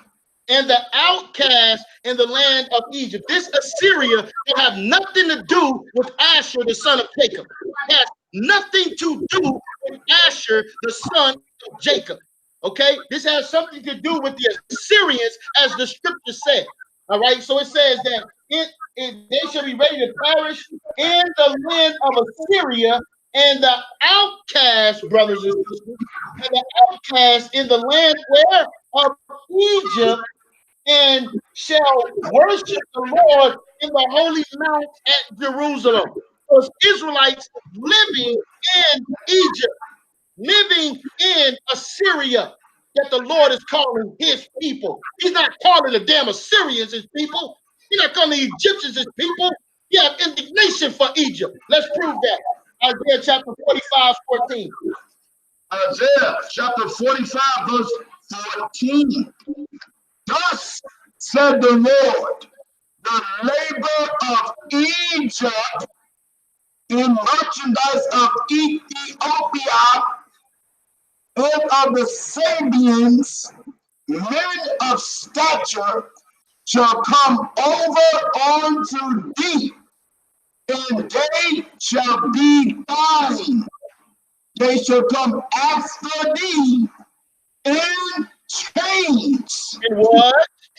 In chains. Come on. They shall come over, and they shall fall down unto thee, and they shall make supplication unto thee, saying, surely God is in thee, and there is no else, and there is no God. So as you can see, give me Isaiah 11 and 11. As you can see, brothers and sisters, the Assyrians and the Egyptians that are in those lands are Israelites. Let's further substantiate this Hulk smash for the nation as we stand and say, Kwam Yashala for the children of Israel, and truth reigns supreme. All right? Isaiah 11 and 11. Isaiah 11 and 11. Can we read 10? And in that day there shall be a root of Jesse, which will stand for ensign of the people. To it will the Gentiles seek, and his rest shall be glorious. And it shall come to pass in that day that the Lord shall set his hand again the second time to recover the remnants of his people, which shall be left from Assyria and from Egypt. And from Assyria and from Egypt, his people shall be lifted from Assyria and Egypt, brothers and sisters. Come on. So we talking about Assyria and Egypt, let's read 12. And he shall set up an ensign for the nations, and shall assemble the outcasts of Israel, and gather together the dispersed of Judah from the four corners of the earth. So as you can clearly see, without a shadow of a doubt, this man has interpolated the scripture. He has used one scripture and totally misunderstood it. And as we can bring clarity with 3 scriptures to cut that up, that his people, Egypt, is the children of Israel. His people in Assyria are the children of Israel. I yield the floor. All right, dear brother. Thank you, brother. Are you sure? You done? You got it out? Yes, sir. Yes, sir. Yes, sir. All right. Thank you very much, dear brother. All right. We're going to go into our last 2 10-minute rounds. Okay, brother? Done. All right. So since you wrapped that up, I'm going to start the last 2 10-minute rounds. Let me know when I can start. Let me share my screen. And let me know when you see my screen. Start my time when you see my screen, brother. Okay? All right. Maharakah, start the time for the brother. Public shot. Start it when you see my screen. 427, yeah, brother. No, wait till I pull my screen up, brother, please. I'll start you from 428. Okay, let's see. Okay, can you see my screen, brother? Yeah, you're good. Okay, thank you. You can start whenever you let me know when to start, brother. Yeah, rock and roll, brother. Thank you very much.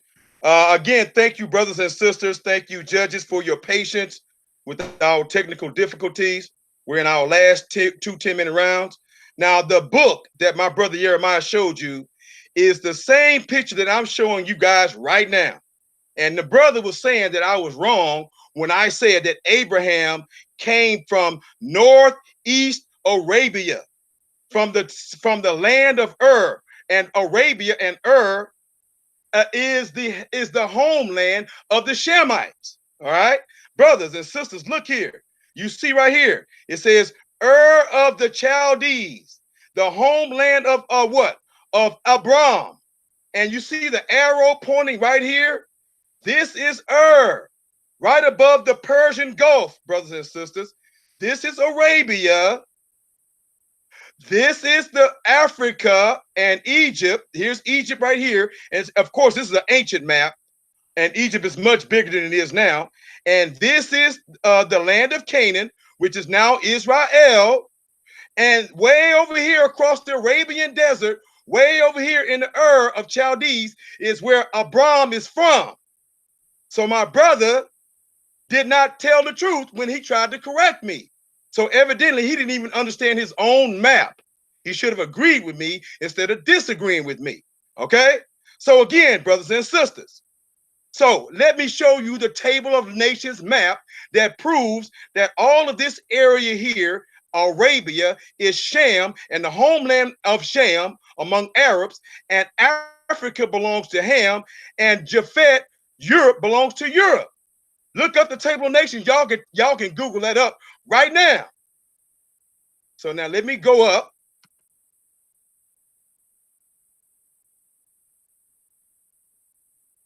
And pull up an additional map to prove my point.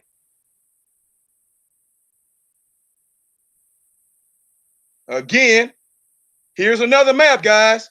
Ham is Africa, according to the Table of Nations. Shem is Shem, and this is Arabia. Y'all see that? Arabians live here, not no Africans. Now, Africans did dot through here, but the majority of the population was Shemitic Arabic people. And Japhet is parts of Asia and Europe. Let me go up a little higher and show y'all another one. Just simply look up a Table of Nations map, and you will see that Ham is Africa, Shem is Asia and Arabia, and Japhet is Europe. But my brother didn't know that. But we teaching him right now. We teaching my brother right now. Again, here's another Table of Nations map. And you see Arphaxad, and you see all the names of the descendants of Ham and Shem who are here. And way over here is where Ur was. And Abram had to travel all the way from here, all the way across the Arabian desert to Africa, to the land of the Canaanites, North Africa, brothers and sisters. And remember, they intermarried with what? Canaanites and Egyptians and Ethiopians. Canaanites, Egyptians, and Ethiopians. They never went back across the Arabian desert to intermingle with Shemites and to intermarry with Shemites, brothers and sisters.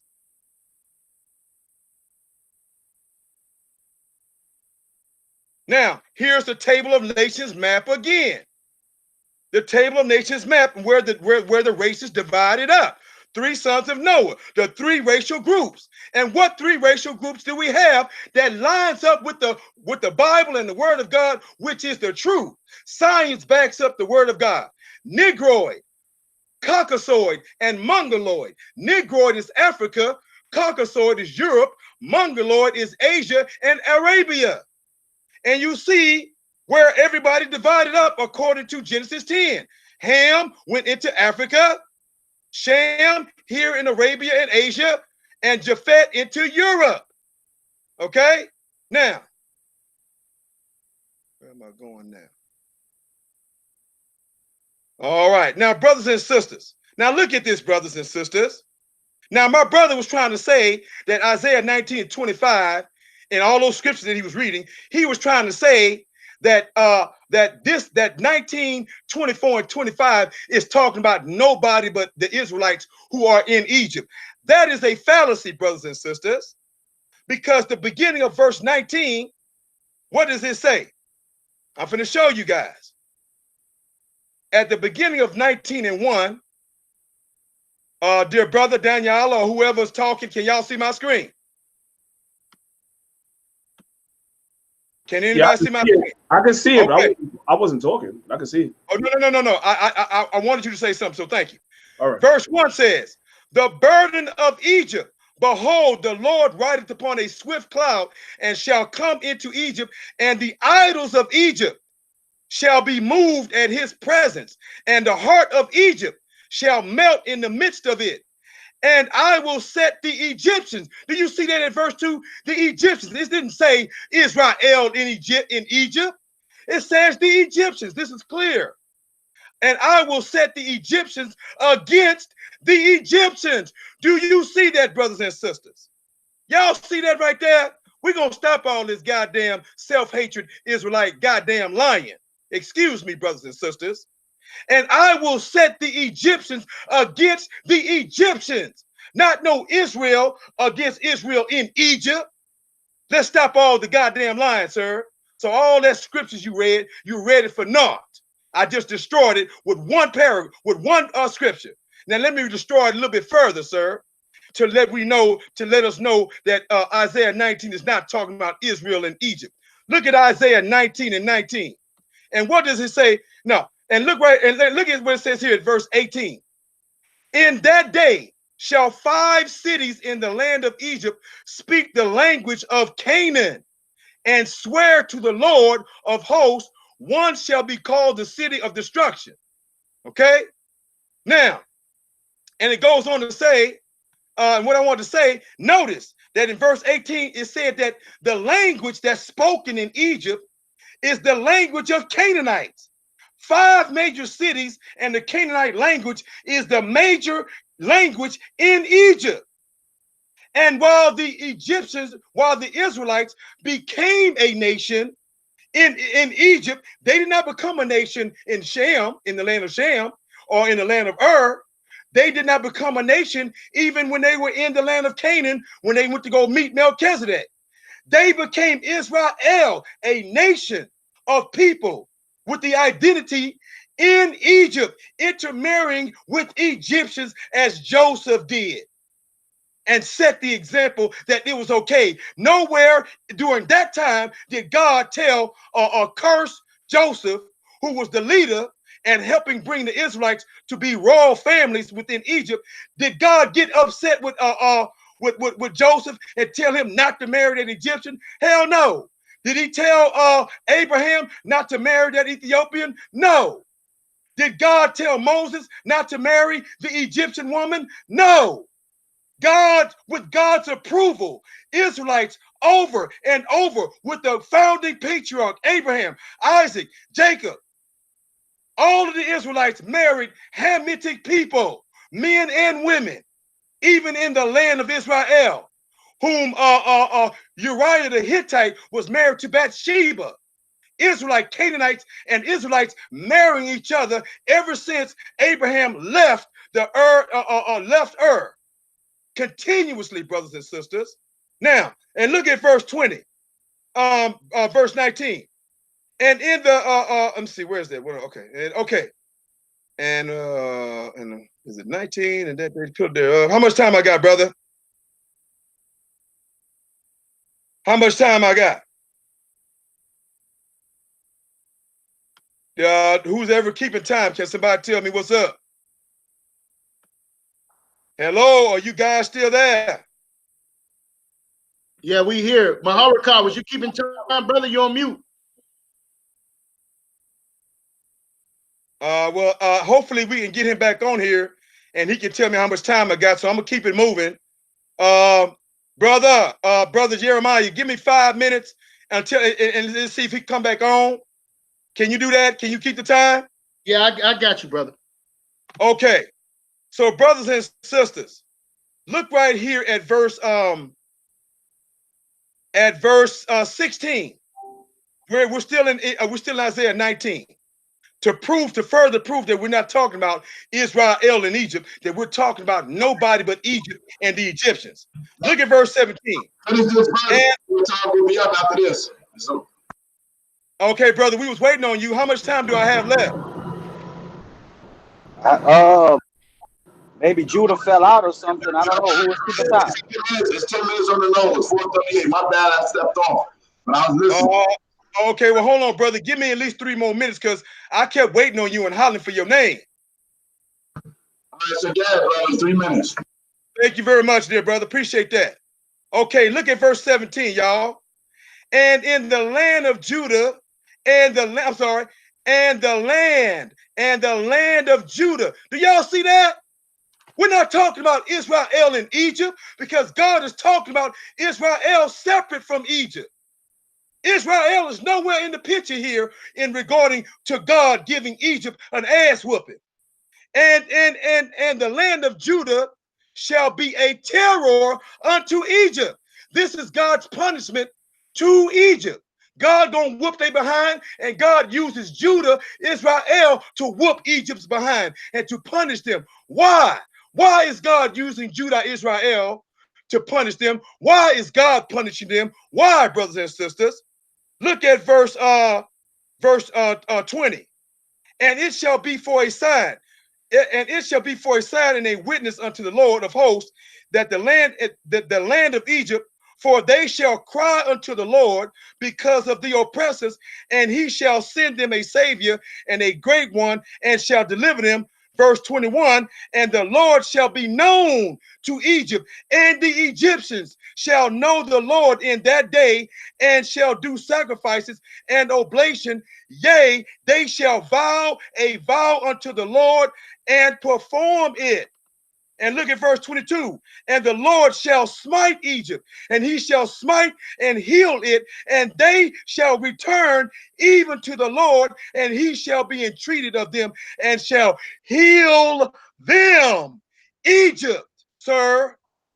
So you can try to trickify Isaiah 19 and 24 and 25 all you want. I have just untricktified it, brother. You have lost that argument, brother. I yield my time. All right, brothers and sisters. As you can see, this is Christianity, right? Misinterpret. All right, because the whole foundation and the understanding of even from the time of Abraham to his son Isaac and to his son Jacob, he made a statement and said that they never went back to the land of Shem, what she's calling the land of Shem, which originally was Ham, brothers and sisters.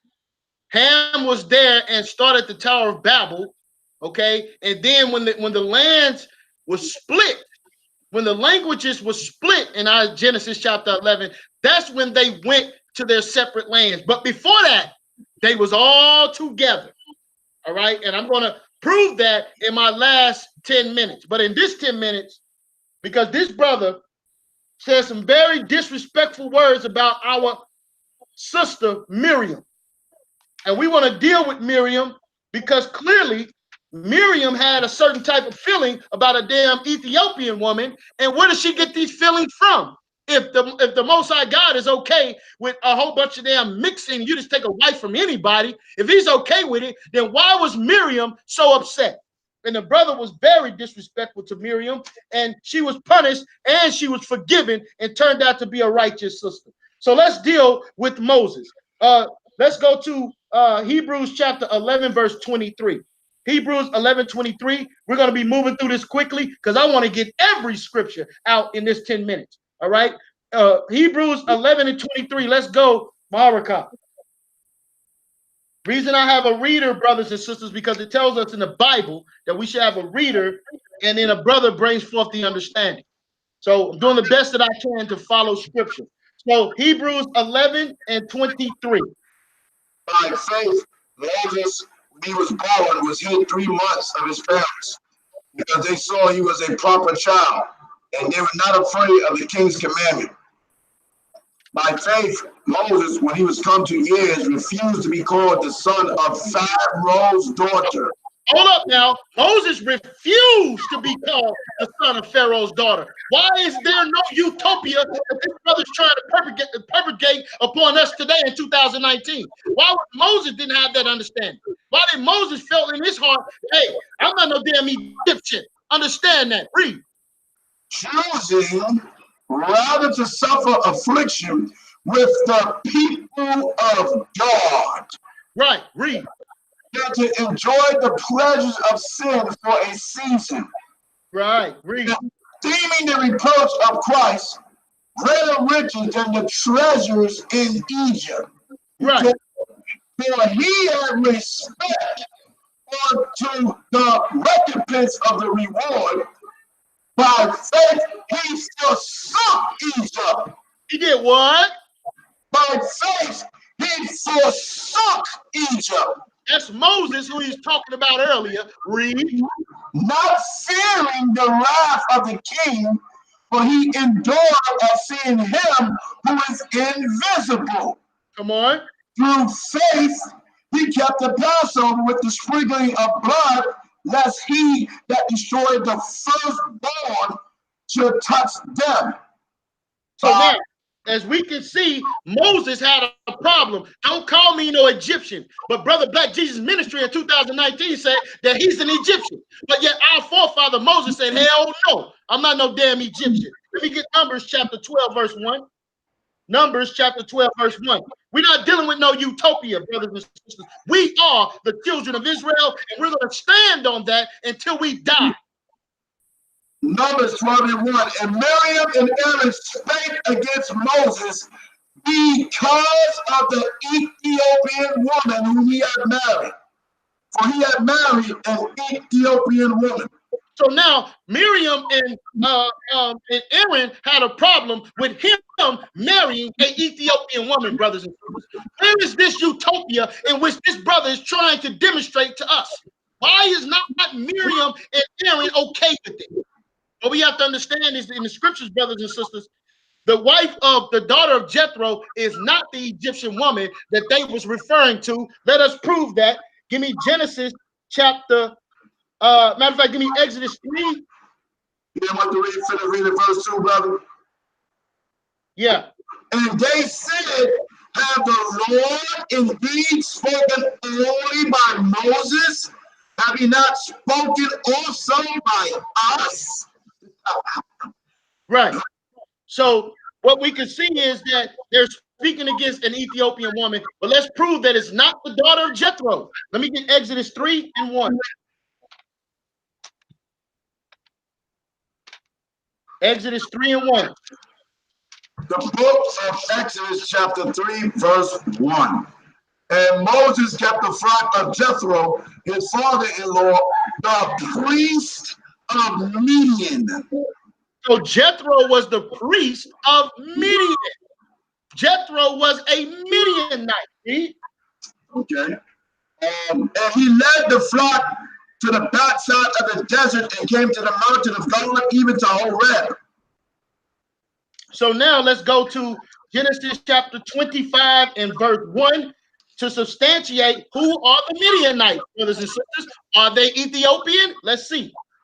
Genesis 25:1. Then again, Abraham took a wife, and her name was Keturah, and she bare him Zimran and Jokshan and Medan and Median and Ishbak and Shaul.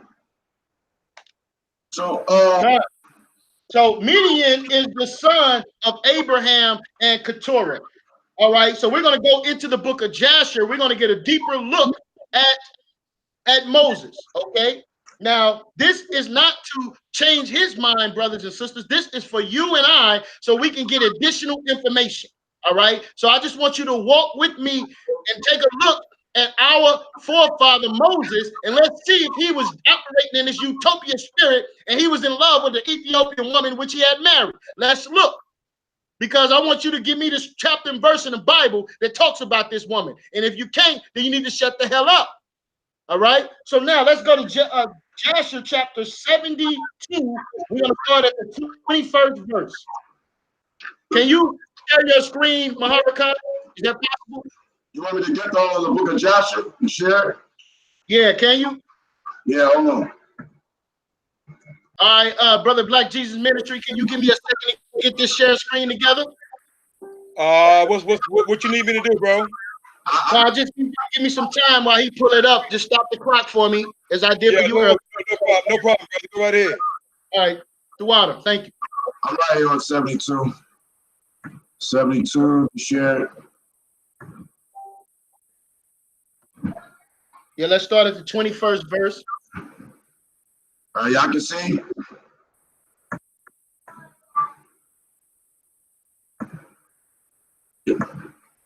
Okay, y'all. Hold on. Let me go there. Can you see it? Yes. Hallelujah. All right. So when I talk, do you still see the screen? Yes. All right. The book of Joshua, chapter 72. Scroll down to the 21st verse. All right. 21 right here.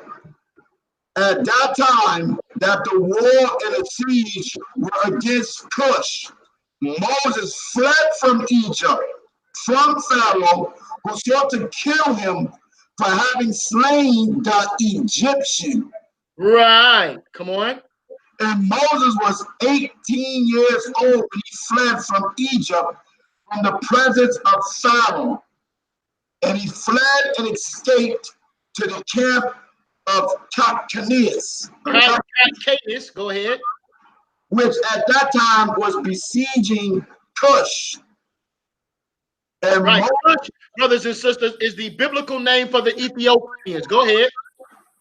And the king and princes and all the fighting men loved Moses, for he was great and worthy. His stature was like a noble lion. His face was like the sun, and his strength was like that of a lion, and he was counselor to the king. Come on. And at the end of 9 years, Contestant was seized with a disease, and his illness prevailed over him, and he died on the 7th day. All right, so we see that Contestant, the king of the Ethiopians, or the king of Cush, died. All right, so now I want you to drop down to the 33rd verse and read 33 through 37.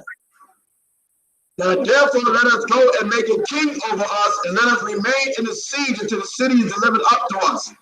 And they wished to choose on that day a man for a king from the army of Contestant, and they found no object of their choice like Moses to reign over them. Come on. And they hastened to strip off each man his garments and cast them upon the ground, and they made a great heap and placed Moses thereon. And they rose up and blew the trumpets and called out before him and said, "May the king live, may the king live." And all the people and nobles were, and all the people and the nobles swore unto him to give him for a wife Adoniah, the queen, the Cushite wife of Contestant, and they made Moses king over them. On 2 more minutes. Come on. And all the people of Cush issued a proclamation that day, saying every man must give something to Moses of what. All right, so stop. Give me 74 and 30, and we're gonna read 30 through 38. Then I'll be done. All right. 74 verse. 74 chapter 30th verse through 38. I pray that the Black Jesus Minister allow me to get to the 38th verse, and then I'll yield the floor. You said 77. Go right ahead, brother. Go right ahead. 77? Chapter 74, verse 30. All right. I don't see verse 30 here, brother. Chapter 74. That's the book of Joshua, chapter 74, right there, right? Oh, Salakia, 73, and start at the 30th verse. All right. Joshua 73, verse 30. And Moses took the city by his wisdom, and the children of Cush placed him on the throne instead of Contestant, king of Cush. And he placed a royal crown upon his head, and he gave him for a wife Adoniah, the Cushite queen, wife of Contestant. And Moses feared the Lord God of his fathers, so that he came not to her, nor did he turn his. Let's take that nice and slow. Read 32, nice and good. And Moses feared the Lord God of his fathers. Right. So he came not to her, and did he turn his eyes to her? And didn't turn his eyes to her. Moses didn't turn his eyes to her. Come on. For Moses remembered how Abraham had made his servant Elijah swear, saying unto him, "Thou shalt not take a woman from the daughters of Canaan for my son Isaac." So Abraham made his servant swear that his son not take a daughter of the Canaanite, but rather take one of the lineage of his forefather. Read. Also, what Isaac did when Jacob had fled from his brother, when he commanded him, saying, "Thou shalt not take a wife from the daughters of Canaan, nor make any alliance with any of the children of Shem." Right. So as we can see, Isaac was told not to take a Canaanite. Jacob was told not to take a Canaanite or any from the seed of Ham, brothers and sisters. Now we know and we understand that certain servants came in, but we have a law for servants. We have a law if you take a servant as a wife in the Bible. All right. But primarily, your primary wife, the Bible says that you're not supposed to take that. And just because a man violates that doesn't mean that the Lord didn't substantiate that in ancient times. Read 35. The Lord our God gave Ham, the son of Noah, and his children, all his seed, as slaves to the children of Shem and to the children of Japheth, and unto their seed after them for slaves forever. How long?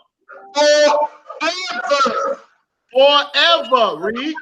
Therefore, Moses turned not his eye, Moses turned not his heart, nor his eyes to the wife of Calculus all the days that he reigned over Cush. So Moses never touched that Ethiopian woman. And even though Miriam didn't know that, she getting second and third hand information. She didn't know that, right? But Moses, the account of Moses, he didn't never touch her, even though she was given to him by the people of Cush. Read. And Moses feared the Lord his God all his life. And Moses walked before the Lord in truth, with all his heart and soul. He turned not from the right way all the days of his life. He declined not from the way either to the right or to the left, in which Abraham, Isaac, and Jacob had walked. There you go. So Moses followed the actions of his forefathers, right? And he took wives of his own nation. And he never touched that Ethiopian woman. So as we now have an account of what happened with Moses, we can stop having a certain level of bias toward Miriam because she didn't have the full story, just like you didn't have the full story until I brought it to you unto today. Through the spiritual power of the Most High and his dear son. I yield the floor. All right, dear brother. Can you hear me, brother YirmeYah? Yes, sir. All right, that was a total of 16 minutes, brother. I hope you'll give me the same 16 minutes. Yes, sir. Yes, sir. No problem. All right, thank you, brother. Sincerely. Yeah, no problem at all, brother. Wanted to let you get it out there, bro. All right, I'm going to share my screen, and y'all let me know when y'all can see my screen. We finna wrap this up, and then we're going to open it up for anyone who would like to come on the panel to ask questions, to make comments, to say who they thought won the debate. We're going to do that immediately after this, my last round. Hold on, is this my last round, and then that's it, or do you have one more? What is it? Yeah, for time's sake, we can kind of we can yield it up and just kind of go back and forth in the question session if you want to do that to wrap it up. No more questions. Either you want me to end it now after I finish, or do you because I forgot who went first, man, out of me and you. You went first, so then I got one more. Okay, then, all right, and the one more that you have, you'll just have 4 minutes since you went 15 minutes, okay? All right, 16 minutes. That's fine. Okay? Yeah. Okay. All right, let me know when I'll see my screen, people. But then that means that you just got your 10 minutes then. What do you mean? Because 4 minutes plus the 16 minutes is 20 minutes. And if you get extra time, you're going to have more than 20 minutes. Don't that make sense? No. Okay, I went first and I did 10 minutes. Right. And then you went second and you did 16 minutes. Right. Okay, now it's my turn for my last turn, and I get 16 minutes because, well, no. I'll just do 10 minutes, and then you come back and do your 4. That's right. Okay, I got it. Okay. Yeah. Thank you, brother. Okay.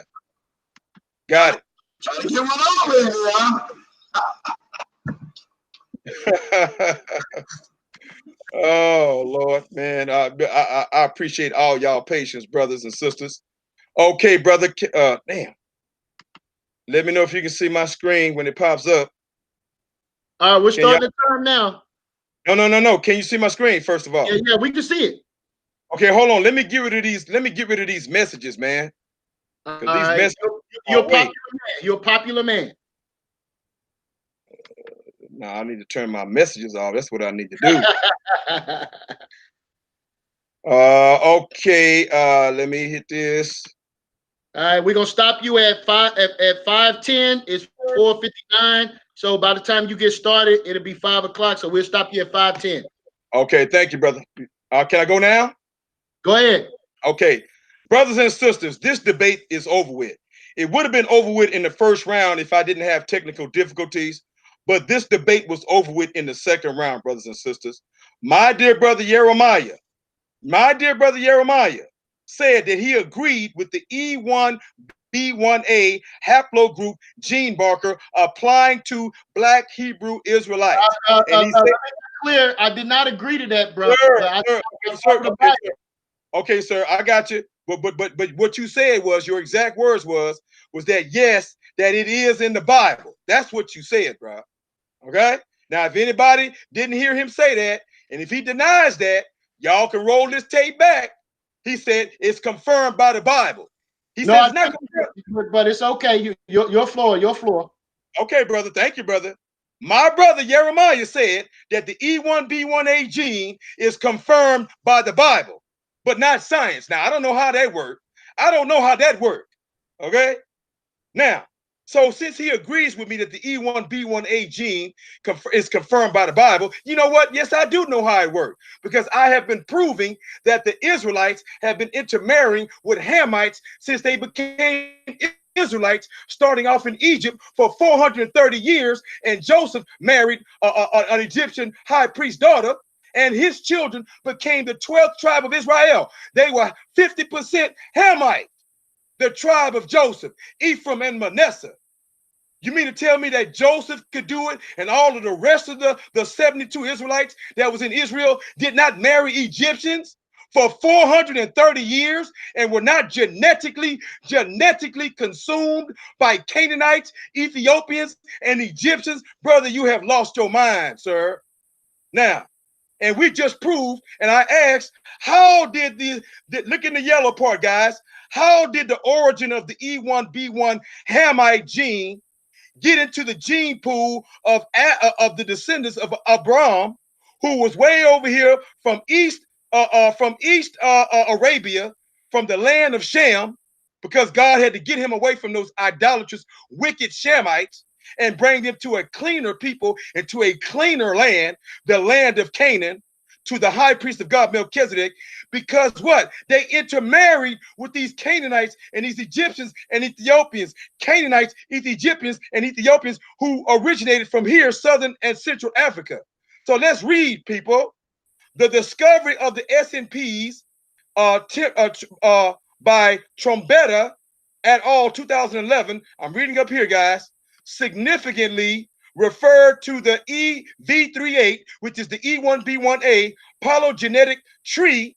This led the authors to suggest that the EV38 may have originated in East Africa.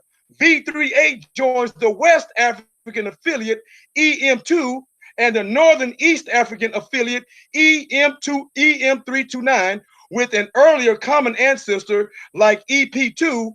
Many have also originated in East Africa, and downstream SNPE possibly originated on the most South Central Sahara savanna grassland of Northern Africa between 14,000 to 10,000 years BP. According to Wood et al. 2005, he wrote, and Rosa et al. 2007, such population movements changed the pre-existing population Y chromosomal diversity in Central, Southern, and Southern East Africa, replacing the previous haplogroups frequencies in these areas with non-dominant E1B1A lineages. Traces of earlier inhabitants, however, can be observed today. Let me scroll down. Can be observed today in these regions, and the presence of the Y-DNA haplogroups A1 and A1B and A2 and A3 and BM60 that are common in certain populations, such as the Mabuti and the Khoisan. Hamite people, common in the Mabuti and Khoisan. And look at the distribution, guys. Look at this, pay close attention. This haplogroup's frequencies and diversity are highest Do y'all see that? Or highest. Do you see that, YirmeYah? Or highest in West Africa. West Africa is way over here.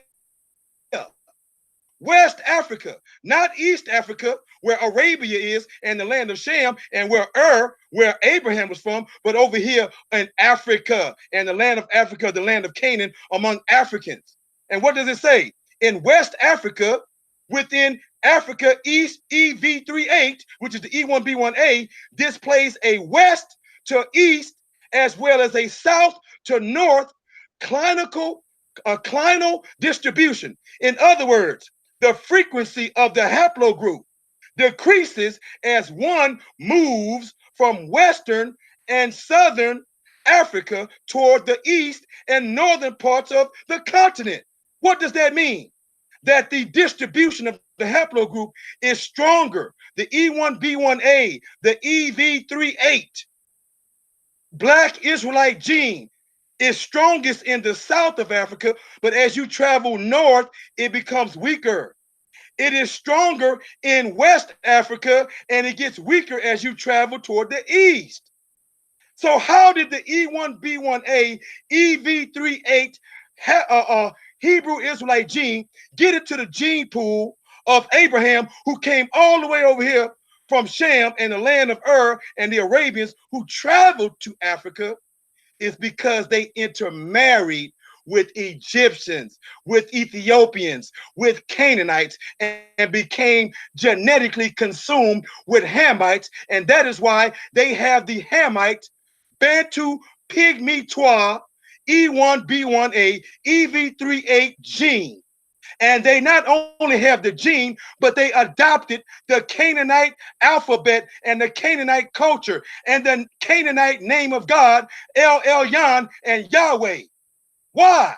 Because they became part of these people before God completely separated them and brought about a significant separation. That separation did not happen instantaneously. And even when they were separated and went into the land of Egypt, who went with them? A mixed multitude of Edomites, of Egyptians, and Canaanites, because we read in Isaiah 19 that the majority language in Egypt during that time was the Canaanite language in Isaiah 19. So not only were they learning the Canaanite language in Egypt, but they knew the language when they went back into the land of Canaan in the Exodus. They already knew the Canaanite language, and the Canaanite language which they adopted, that God caused them to be adopted through the order of Melchizedek, who was the Canaanite king and high priest of God over the land of Canaan. The Israelite priesthood and the Israelite people promise came from the Canaanites through the order of Melchizedek, as Jesus became the final priest after the order of Canaan and the Canaanite high priest and king Melchizedek. Brother, you got to explain to me, how did this African gene E1B1A get into the bloodstream of the Black Hebrew Israelites? Because Black is African, sir. And they became African when 72 of them traveled into Egypt among millions of Hamite Egyptians and intermarried with them and became genetically consumed, whether you like it or not, and God allowed it. Let me know when I got 2 minutes. Whether you like it or not, brother. Now, what you're not explaining is that there were 2 minutes. There were times when God allowed the Israelites to intermarry, and there were times when God did not. But my brother, all he wants to do is preach to you all from the times when God said no. Now, let me show y'all something real quick, if I can get there. If I can get there and get rid of these messages. Lord have mercy. But again, like I said, people, this debate was over with in the second round. You cannot get around the E1B1A being Bantu Hamite gene, brother. That is the identity of that is the gene identity of all Israelites, sir, the foundation. And we just proved without beyond a shadow of a doubt that its origin is Southern and Central Africa. And also, brothers and sisters, you guys can read the book Let me see if I can get there. Y'all can read this book by Dr. Yosef Ben Yachanan, The Chronology of the Bible, also verifies that the E1B1A and original Hebrew Israelites are African. You can also read the book by Dr. Nana Banchi Darkwa called Africans Wrote the Bible. Africans Wrote the Bible, a PhD African who proves that Africans wrote the Bible and they were Africans. The Israelites are African. And the language, the Hebrew language, is Bantu Pygmy Twa, which was also confirmed by Dr. Sheikh Anta Diop, the great Egyptologist. Sheikh Anta Diop proved that the Hebrew Israelite and the Kemetic language was a Bantu people language. These are what the slaves looked like, brothers and sisters, when they was on slave ships. Do y'all see anybody light skinned and brown skinned like Brother H.O.R.S? That's your time, brother. That's your time. That's your time. Can I get 2 more minutes, brother? Can I get 2 more? Yes, sir. Okay, and I'll give you 2 more. These are slaves, brothers. These are pictures of slaves on slave ships. Do any of these brothers look light-skinned and brown-skinned like Brother H.O.R.S and all of you bastardized American Hebrew Israelites who are mixed and are the result of slavery and rape and having the white man's last name to prove that you are a mutt, a bastard, mutt, American Hebrew Israelite, and that your father is a white man? And according to the doctrine of ISUPK and GMS and what my brother H.O.R.S believes, you are a white man. If you got a white man's last name and you are Black American, you are a white man, and 99% of chance you got that name from your slave master father. Look at these Black Africans. Do you see anybody light-skinned and brown-skinned looking like Brother H.O.R.S? Look at this. Now, these are real life. This is a real flesh and blood photo of slaves on a slave ship. Do y'all see this? Do you see anybody on here light-skinned and brown-skinned looking like H.O.R.S? H.O.R.S and myself and every other Negro in America, we are bastardized Israelites who are the fathers and the result of slavery and rape. You don't see no light-skinned and brown-skinned Africans in here, do you, Brother Israel? Hell no. These are the original. These are the original. But you run around here with other nigger nut Hebrew Israelites talking about your brown skin and your good hair and your light skin as if the original Israelites didn't come here jet black with kinky hair. The reason why you got so-called good hair, the lie of white skin, light skin, brown skin supremacy, the lie of white skin, light skin, brown skin supremacy is because you are what your father is, the white slave master, sir. That's your time. Thank you very much, and I appreciate everybody. And look at Aluda Equiano, an original full-blooded African Hebrew Israelite. Do you look like him, Brother H.O.R.S? This is the original, brother. Get out of here, man. No, I don't look like him. But if you want to turn on the screen and show the people what you look like, you look like me. So I don't know what the hell you talking about, brother. I just said me and you are bastardized Hebrew Israelites. We are mutts. I said that, sir. Right. You are a goddamn mutt, and I'm a mutt. Now tell everybody your real name. My last name is LeBlanc. That's French. Now, what is your white man slave master last name? That's none of your business. You damn right it ain't, nigga, because you are mutt just like me, and you are what your father is, and you are a white man, and I'm a white man to your dumbass logic. And I'm sorry I had to say it like that. Now let's go. All right. So now, brothers and sisters, I want to make this thing very clear that this is a cakewalk, brothers and sisters. This is like Israelite 101. Like, this is the first thing you learn as a Hebrew Israelite, is how the children of Israel came to the western parts of Africa.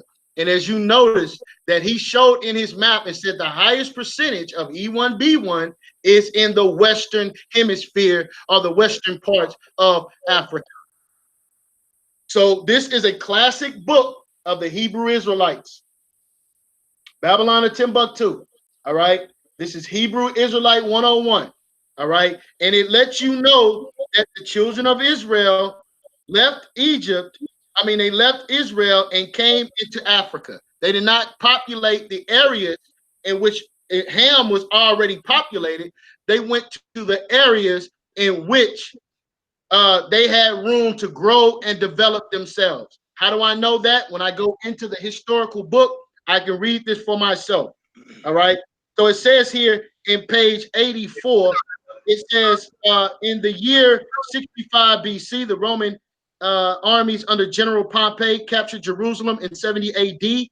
General Vespasius and his son Titus put an end to the Jewish state with great slaughter.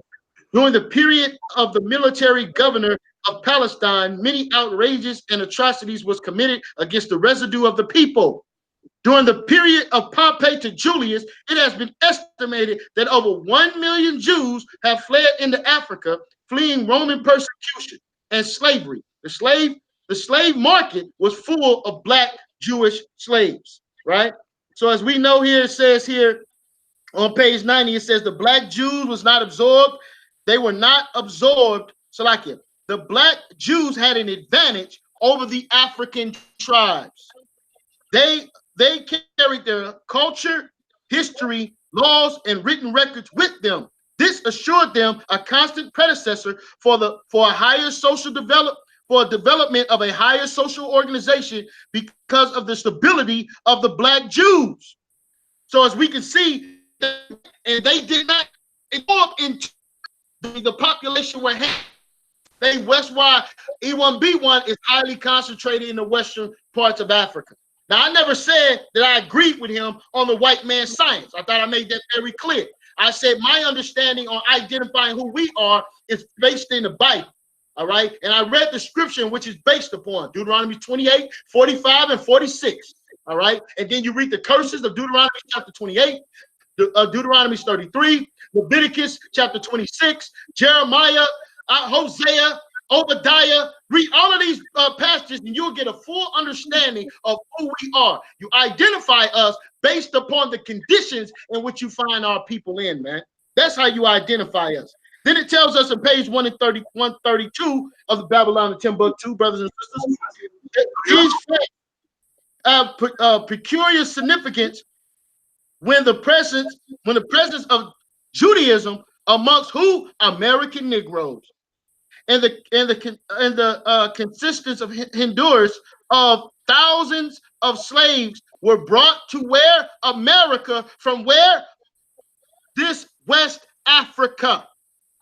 During this West Africa were brought to America from West Africa. The days of the transatlantic slave trade. So as we can see, we got into Africa, the western parts of Africa, because when we left from Israel, according to Matthew chapter 24, when it says, when you see the enemies at your bay, flee unto the mountains, right? So when we went into the mountains and we went on traveling into the interiors of Africa, we didn't just stop in Egypt. We didn't just stop in Libya. We went on to establish our own culture and identity so we could serve the Most High without persecution. But yet that persecution still found us in the western parts of Africa. Why? Because there was a curse that was placed on the children of Israel that they would go into captivity. All right. So now, as we can see, I have shown you all a multitude of examples of the children of Israel, and one more minute. Oh, hold up! I had 2 extra minutes. Okay, 2 more. Go ahead. 2 more minutes. 3 more minutes. Three. Yeah. So I just want to deal with some of the confusion that the brother has brought when you're talking about race relations and you're talking about identifying a people. I understand. I know all about Oluda Equiano. I have his book right here. All right. This is Oluda Equiano. I have his book. So we go into the information and he sees the characteristics of these people in where? Western Africa. So he asked me, how can you prove, how did these people get into Western Africa? I was E1B1 dominant in West Africa because they mixed. Then if they mix, then that means the E1B1 should be in Egypt, it should be in Ethiopia, it should be in all parts of Africa. It should not just be concentrated in Western Africa. Okay? That's ridiculous, man. All right. So now we can check the migration of the children of Israel leaving Egypt, brothers and sisters. We can check the migration and look at the people in which whom these DNAs that he's utilizing, I'm not utilizing, he's utilizing. We can see why these things are coming up and coming to pass. Why is it not prevalent in Ethiopia? Why is it not prevalent in Egypt? Because the examples of mixing that he gave was in Egypt and in Ethiopia and in Canaan. So why is there not a concentrated level of that in Ethiopia and in Egypt? You know why? Because the children of Israel stayed amongst themselves to the best of their ability. But did mixing go on? Yes, mixing went on. But you are identified by your father, brothers and sisters. And we have identified and proven in Numbers chapter 1 and various other scriptures that we can go to. All right. So I just want everybody to sit back and think for a second. The Most High said he chose one more minute, brother. I got you. He chose a special people. Deuteronomy chapter 7, verse 6. Deuteronomy chapter 10, verse 15. All right. He said that he makes a difference between Egypt and the Israelites. All right. So I want you all to take those things into consideration and think about this idea of mixing where no one knows who is anymore. But yet Paul was identified as an Egyptian. He wasn't identified as an Israelite, an Egyptian. They didn't become one during the time of Christ. Even Christ said, I am not sent, but unto the lost sheep of the house of Israel, brothers and sisters. All right. So we have to take these things in consideration. When it says that when you go into Revelation chapter 7 and it talks about the 144,000, that is of the nation of Israel. Ham is nowhere mentioned in there. When it talked about the 12 gates in Revelations, it's talking about the children of Israel. Ham is nowhere mixing in there. Take these things in consideration, brothers and sisters, and you think about these and evaluate the evidence and look at it and weigh it for all it's worth. Because the Most High loves his people. He just want to set them on high. They will be governing this earth, and every other nation will be under them. Now, what's wrong with that? Because we have that same example right now in this world, because we're on the bottom and we have other people and other races on top of us. I have additional information I want to share. All right. Let's say this last thing. I had additional information that I wanted to share, but due to time constraints and certain difficulties with this platform, I wasn't able to bring this information out. But again, you identify the children of Israel through the curses and the conditions they find themselves in these last days. I yield the floor. Okay, brother YirmeYah, how much more time do you need, brother? How much more time do you need? No, I'm done, brother. I'm done. No. If I give you 3 more minutes, will that be okay? No, because I don't want to sit through 3 minutes a year. All right. All right. I'm all right. Okay, it's fine. Okay. All right. So we're done. We're going to open it up to for people to come on. Those of you who had the link, y'all can come on now and ask a question or comment and let us know who you thought won this debate and ask a question. And then after we have questions and comments from those who would like to do so, the judges will render their decision. The judges will render their decision. All right. Those who don't have the link, can they ask questions from the comment board? Yeah. If you can look over there, I'm trying to go there too. Yeah, y'all can put y'all question in the comment section. So do you see? Did you pull it up yet, brother H.O.R.S? YirmeYah. I'm doing it now. Okay.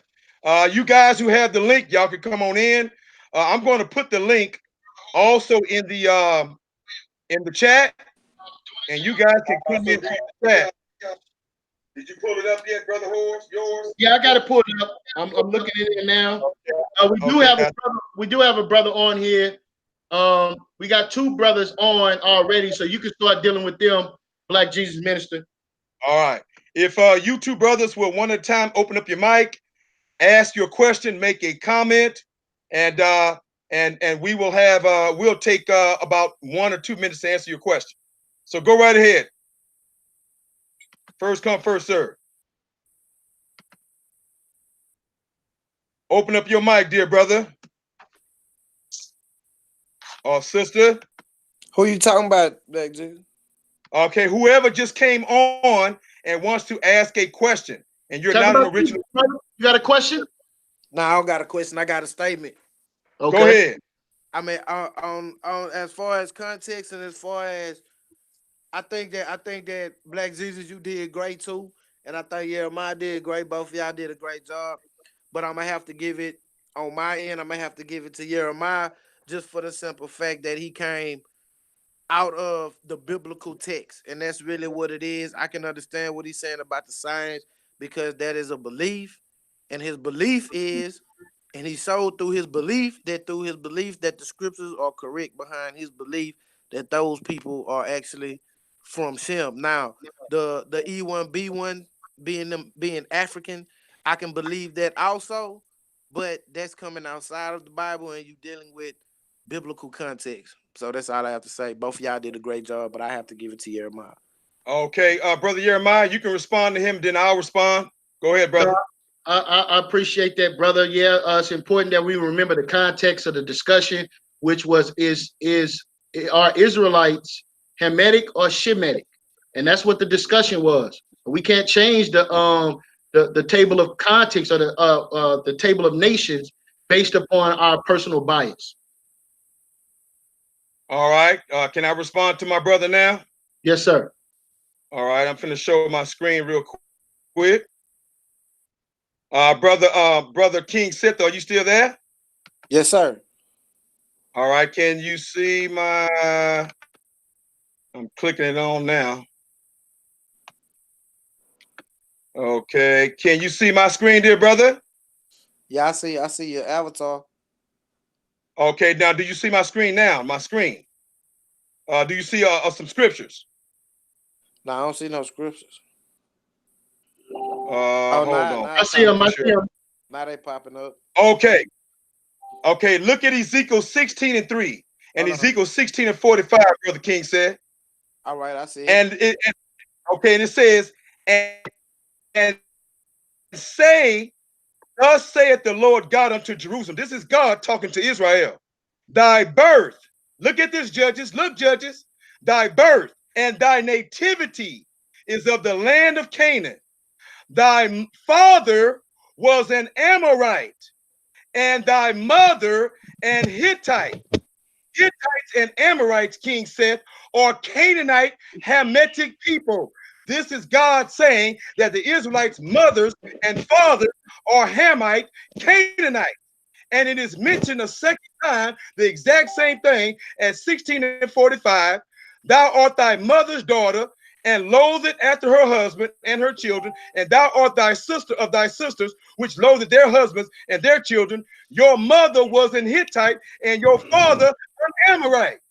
This is God saying that the Israelites became Canaanite Hamitic people, starting in Egypt when they intermarried with those Canaanites who were in Egypt and those Canaanites who were in Canaan and Ethiopia.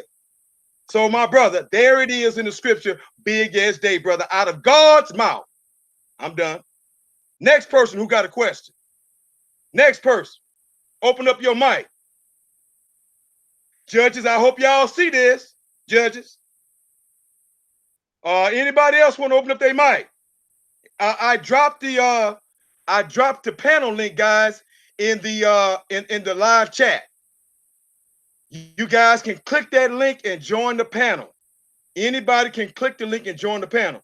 Brother H.O.R.S, do you see anybody asking a question? I'm looking now. Yeah, I'm kind of looking too. All right, well, since you saying that, let me say this, Black Jesus. I'm not saying that you're wrong. I actually think that you're right as far as Hebrews being Africans. I believe that you're right. But as far as the biblical narrative goes, as far as what the scripture says, Jeremiah was correct because of the context in the scripture. Now we can go and do the DNA and say, yeah, man, y'all Africans. We can say that all day long. But in the biblical text, in the biblical scripture, it says that they are from Shem and that they are a chosen people of God. That's just what it is in the biblical text. Like I said, I believe that you're right and Jeremiah is right due to biblical context. And I believe that's what it is. That's why I have to give it to Jeremiah. That's fine, brother. Johnny, I appreciate you, man. I don't mean to cut you, Black Jesus, but Johnny just came in. You want to ask the question, brother? Oh, my bad. Yeah, I was a little busy. Yeah, I would say great job on both sides. I'm in agreement with Seth. You know, you kind of more stuck to the biblical text, but the overall, coming from a scholar standpoint, I believe that I got to give that portion to Black Jesus Minister. Um, he definitely came with a lot of scholarly information. Um, what I would say that y'all both kind of had got off a topic a little bit, but I could see where Black Jesus Minister is coming from. There's a lot of mixture among the Israelite people, but your point is that they came from the line of Shem. And I got a question though for y'all too. I would say this from my opinion, I kind of think Black Jesus Ministry, that Isaiah scripture that was taken out of context when it says your father was an Amorite and your mother was a Hittite. That's actually speaking of the land of Canaan, which is basically letting the Right. Israelites know that you're not the original inhabitants of that land. It wasn't calling their mother Amorite and their father Hittite. But I would say this: you need science, because that's how the Bible is proven, through science. So I would say this: how old? Because you mentioned, brother YirmeYah, that 70 A.D. A million Africans fled into, I'm sorry, a million Israelites fled into West Africa. But the biggest question is how old is that E1B1A haplogroup in West Africa? I believe that haplogroup most likely predates that time period where the Israelites fled into that direction. But go ahead. That's it for me. Yes, sir. Can I respond to you, and then I'm gonna let Brother YirmeYah. Somebody, Can I? can y'all hear me? Can y'all hear me Hey, now? Oh yeah, Am I go back? ahead. hey, Can Jeremiah. anybody hear me now? All right, I'm back. All right, all right. I've been quiet for a long time. The host is back. I went out and shared the group. I did a watch party and everything. So, hey, when it's time for me to ask a question, I don't want nobody interfering. Let's get back to it. Shalom. Oh yeah, go All ahead, right. Black Jesus. Oh, okay. Okay. Yeah. Jeremiah, can I respond to my brother's comment? May I respond to my brother's comment? Yeah, go ahead. Okay, to the brother that just spoke, yes, brother, just go to Wikipedia, what I just showed you, type in E1B1A, and they said the E1B1A gene was 14 to 16,000 years old, and even older than that. So yes, the E1B1A gene did not begin with the Shemites, or Abraham. It began in Africa. It said that the frequency, the density of the E1B1 gene is stronger in West Africa, and it gets weaker when you go toward the east. It's stronger in South Africa and gets weaker when you go toward the north. So the origin of the Yeah, E1B1A yeah. gene is exclusively Africa, brother. It ain't nowhere else. Okay, Right, and we prove that All right. that Shem came from which was in northeast Arabia. right, Okay, right. ah, Great information. And To I would just to the debate over, right? Let me get a no, question to you, Black Jesus Minister. Is that okay? can I say I know okay, I'm just a host, but can I we say doing one question last and answer thing? time, right? Can I say Hello? one last thing before you go, brother? Hello? Jeremiah, go ahead. He's talking to you, Jeremiah. Hello? Yeah, Oh yeah, I'm here. Jeremiah, he's talking. I now we can't hear. Okay, he's talking to you, Jeremiah. Can you hear him? Oh yeah. Damn. Go I ahead, wanted to brother. I don't. This guy like I this. wanted to say great So y'all can't hear information. me now. No, we can't. We can hear you, Jeremiah, but you can't hear us. Jeremiah, can you hear us? Unmute your. Can you hear us, Jeremiah? Hey, one of you niggas had muted me. That's what just happened. No, Jeremiah. Can Oh, you ain't can you nobody hear? muted you, brother. Ain't nobody muted you. We can hear you. You can't hear us. Let's text him in the Okay. back chat. Let him know. Um, Okay. Go ahead, brother. I would say great information, Black Jesus, and that was the point I was Hello? making. That gene is very, very old. Um, and we have to always remember too that the Garden of Eden and Adam and Eve, because Noah and his family are descendants of Adam. So that gene definitely originated in Africa just based on that fact. But I appreciate that, Black Jesus Minister. Okay, can I respond to that? Can I respond to that? Yes, sir. Oh yeah, go ahead. Yeah, so he's saying that these things originated in Africa, but the Bible doesn't agree with him, brothers and sisters. All right. So Galatians chapter 4, right, verse 26, which says, but Jerusalem, which is above, is free, which is the mother of us all. All right. So even if you take in consideration Israel being on the continent of Africa, I'm okay with that. But yeah, we can hear you, Jeremiah. Can nobody hear me now? Yes, we can hear you. Can you hear us? Can you hear us, Jeremiah? He can't. Go ahead, brother. Talk. Yeah, so the Bible says that his mic on mute. I see it on my phone. His mic on mute. Well, but it's not on mute when he speak up. Yeah, he go just ahead. Yeah, so what I'm saying, brothers and sisters, is that Galatians chapter 4, verse 23, verse 26 says Jerusalem is the mother of us all. All right. So, like I said, even if we understand that Israel is on the continent of Africa, it's not South Africa. So he just made a statement and said that it originated in South Africa, but the Bible says that the children of Israel are the land of Jerusalem is the mother of us all. All right. So these things when can nobody hear me? Yeah, we can hear you, sir. Y'all can finally hear me? Oh my God, really? Yeah, I don't like this Google Hangout, man. This right here. It seems like I'm the only one that have technical difficulties. Even the host of the damn show can't. Is somebody back here blocking and mute? We're gonna find out at the end. Is somebody playing games? Is anybody doing a certain data? Hey, no one. Now, can I get a question to you, Black Jesus Minister? Can you hear me? Yes, sir. I can hear you. Go ahead. Now look at that. Look. Now they can't hear me again. I can hear you, Jeremiah. Go ahead. Man, this is some bullshit. Oh my God, Jeremiah. Okay, I'm sorry, y'all. YirmeYah, did you finish talking, YirmeYah? No. Okay, go ahead. You want to respond to what that brother said? It's one of these. Somebody out here. I can't hear nothing. Jeremiah, you're gonna have to just. I don't know. You're gonna have to just drop off, man, because we can hear you, but you can't hear us. Exactly. I'm gonna call Jeremiah. Go ahead and respond to what he said, and we're gonna take the next person. The next person. The link to the panel. Hold on. The link to the panel, guys, is in the chat room. The link to the panel is in the chat room because we got to hurry up and get to these judges. Go ahead, YirmeYah. Yeah. So what I was saying is that we made a statement about we have to understand that the lineage in which we're following a lineage, we're going from Adam to Seth. We're going from Seth to Enoch. We're going from Enoch to Noah. We're going from Noah to Shem. So that is the line. That is the same family line. You understand? And Israel is the last of that particular lineage because no new lineages were created after that.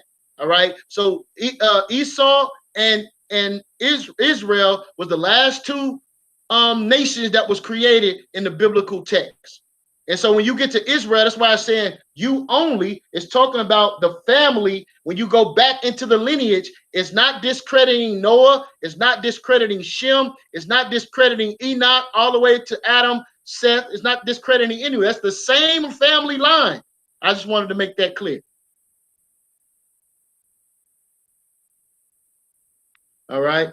So now, is anyone else on here before we go to the judges? Because I'm looking at the questions, and I don't see anyone asking anything in the chat. All right. Anybody else on the panel who wants to ask a question? Anybody else? I want to make a comment. All right, go right ahead. Who is this? This is Neo. Oh no, Neo, you can't make no. You're the judge, brother. Make it when we come to you for you to. You can't ask no questions. All we want you to do is give your judgment, and you can make statements then. Okay. Okay. All right. So, anybody else? If we don't have nobody else on, again, the link to the panel is in the chat room on the live feed. Click it and come on the panel, ask your question, make a statement. If we don't have nobody, We're going to move on to the judges. All right.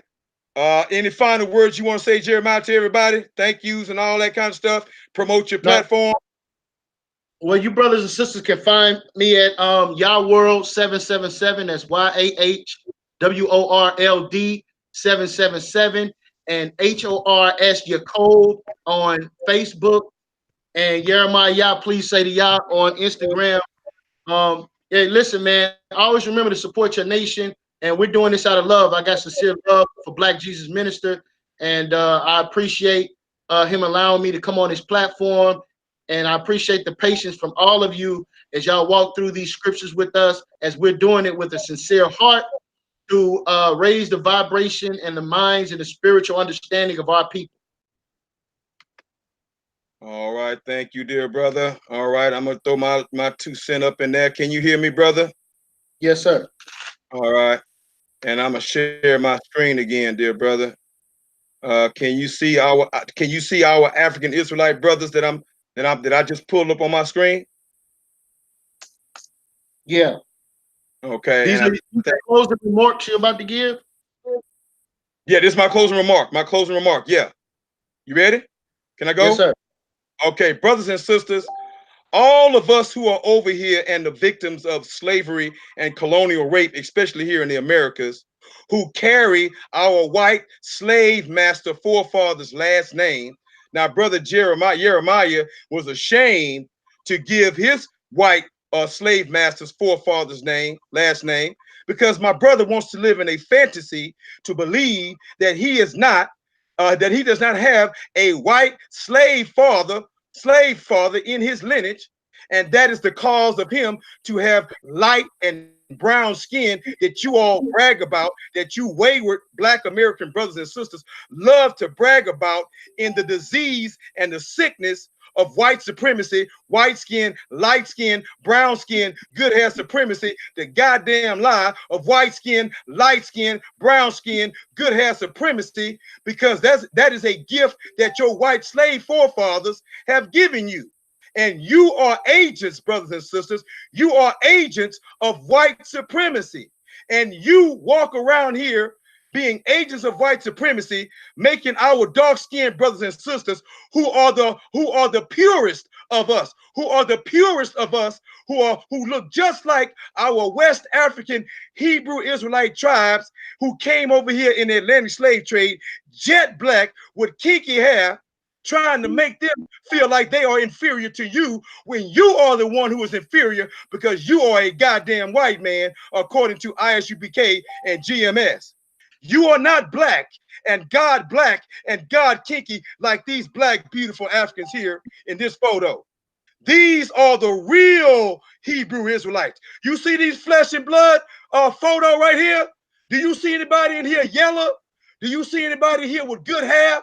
Do you see anybody here with brown skin? No, these are our original mothers and fathers. They are more original than you and I.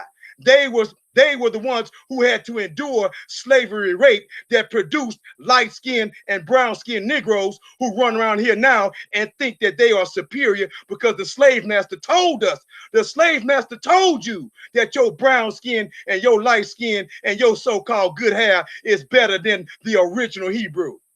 It is time for that lie to die.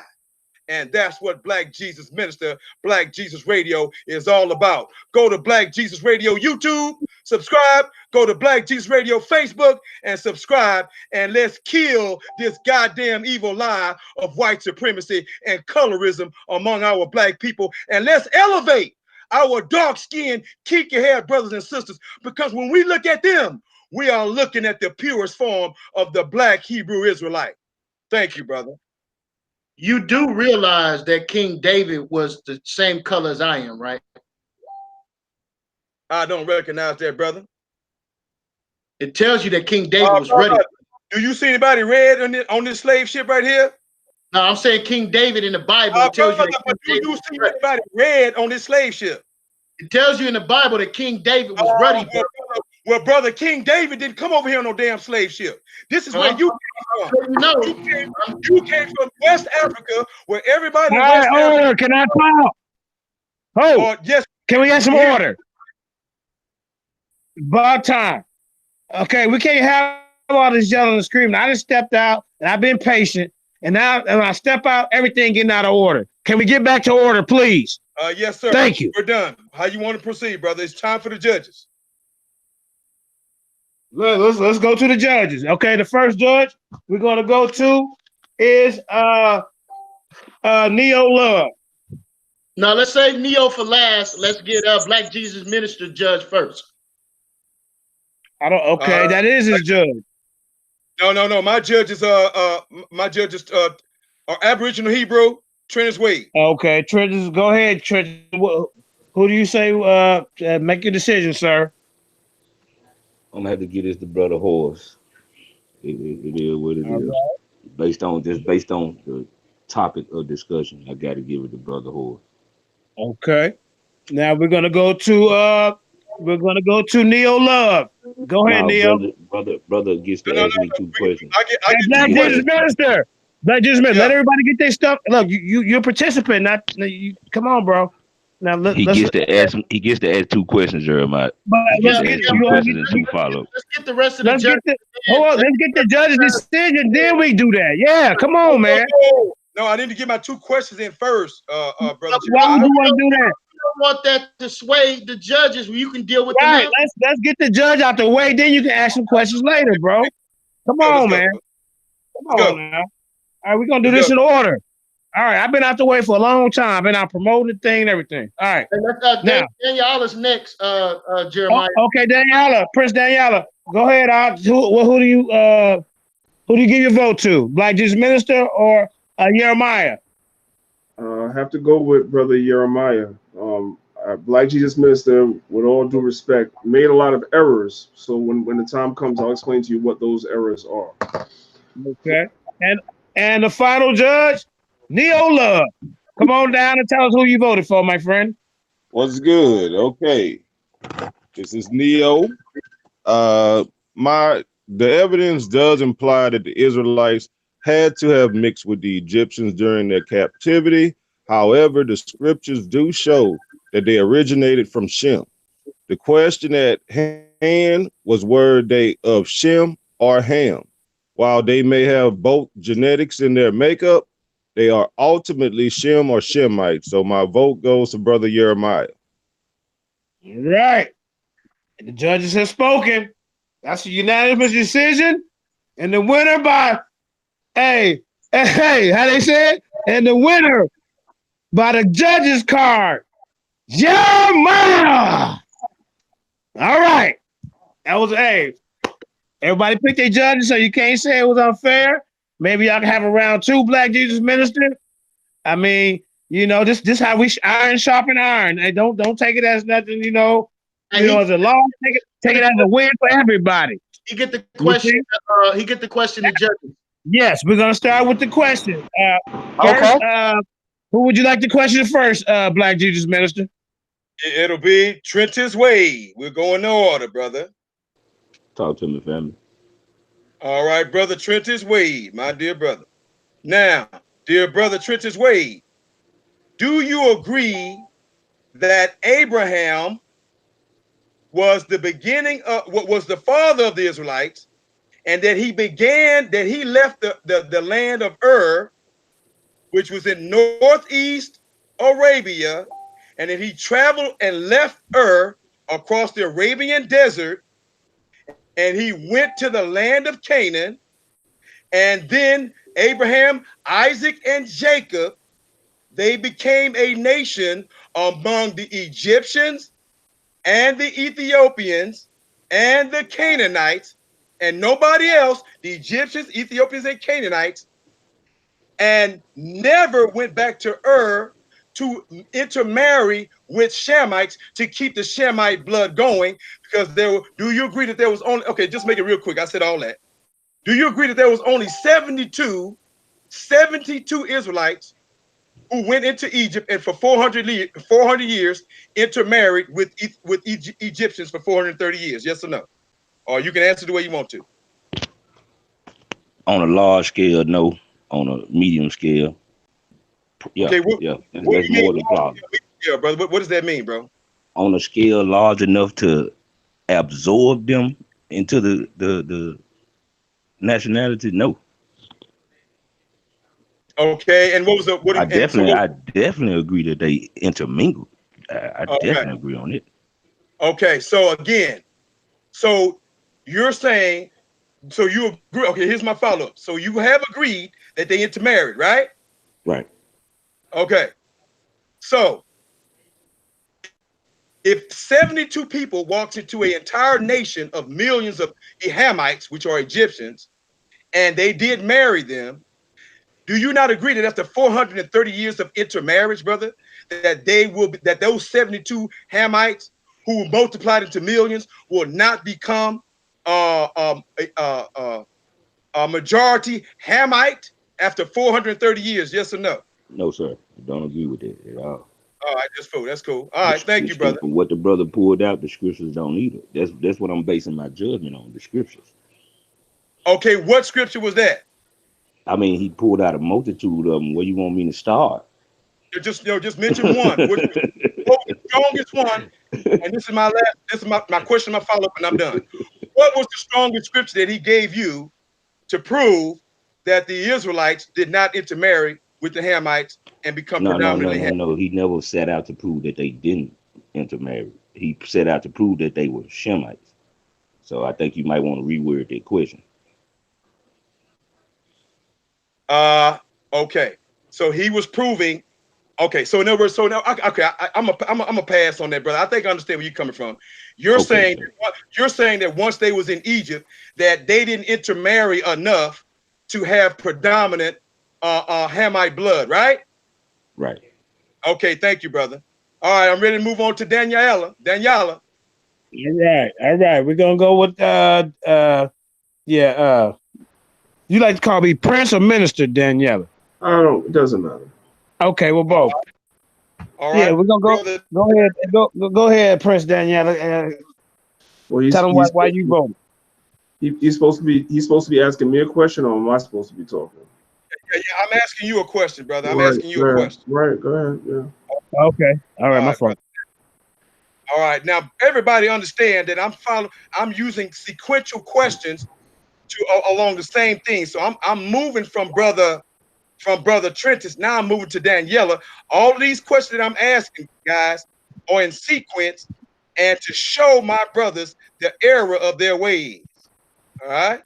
Now, and again, I appreciate you judges for being here. I appreciate you guys tremendously. Now, brother Daniela, in the regarding the E1B1A gene, do you believe that the E1B1A gene is the Black Hebrew Israelite gene, as all Jews and Hebrew Israelites say that it is, brother? Yes or no? Okay, I've heard that. I can't prove that myself. That's what they say. I'm going to answer like that. That's what they say. I can't prove that, and neither can you. Okay. That's what they say. Okay. Oh. So do you agree? So you agree that that's what the geneticists and the scientists say, right, brother?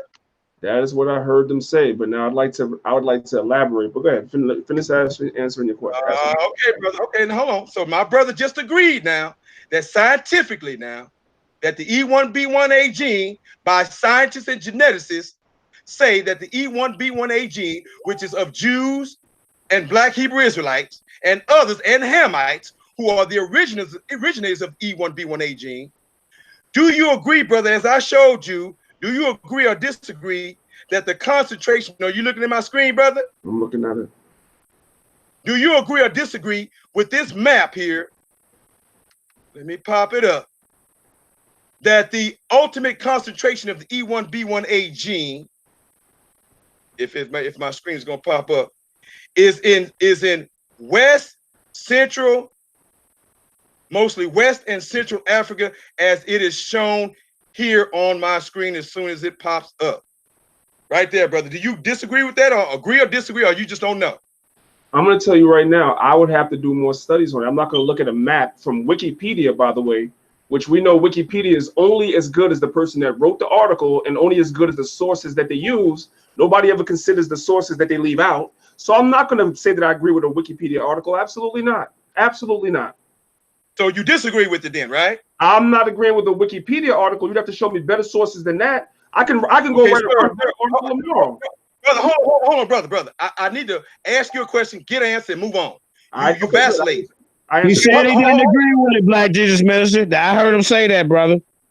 He don't agree with he don't agree with your source. Okay, that's fine. Now, dear brother, so you said that you're not sure about the E1B1A. You're not sure about the origin of it because this is a Wikipedia article. Okay.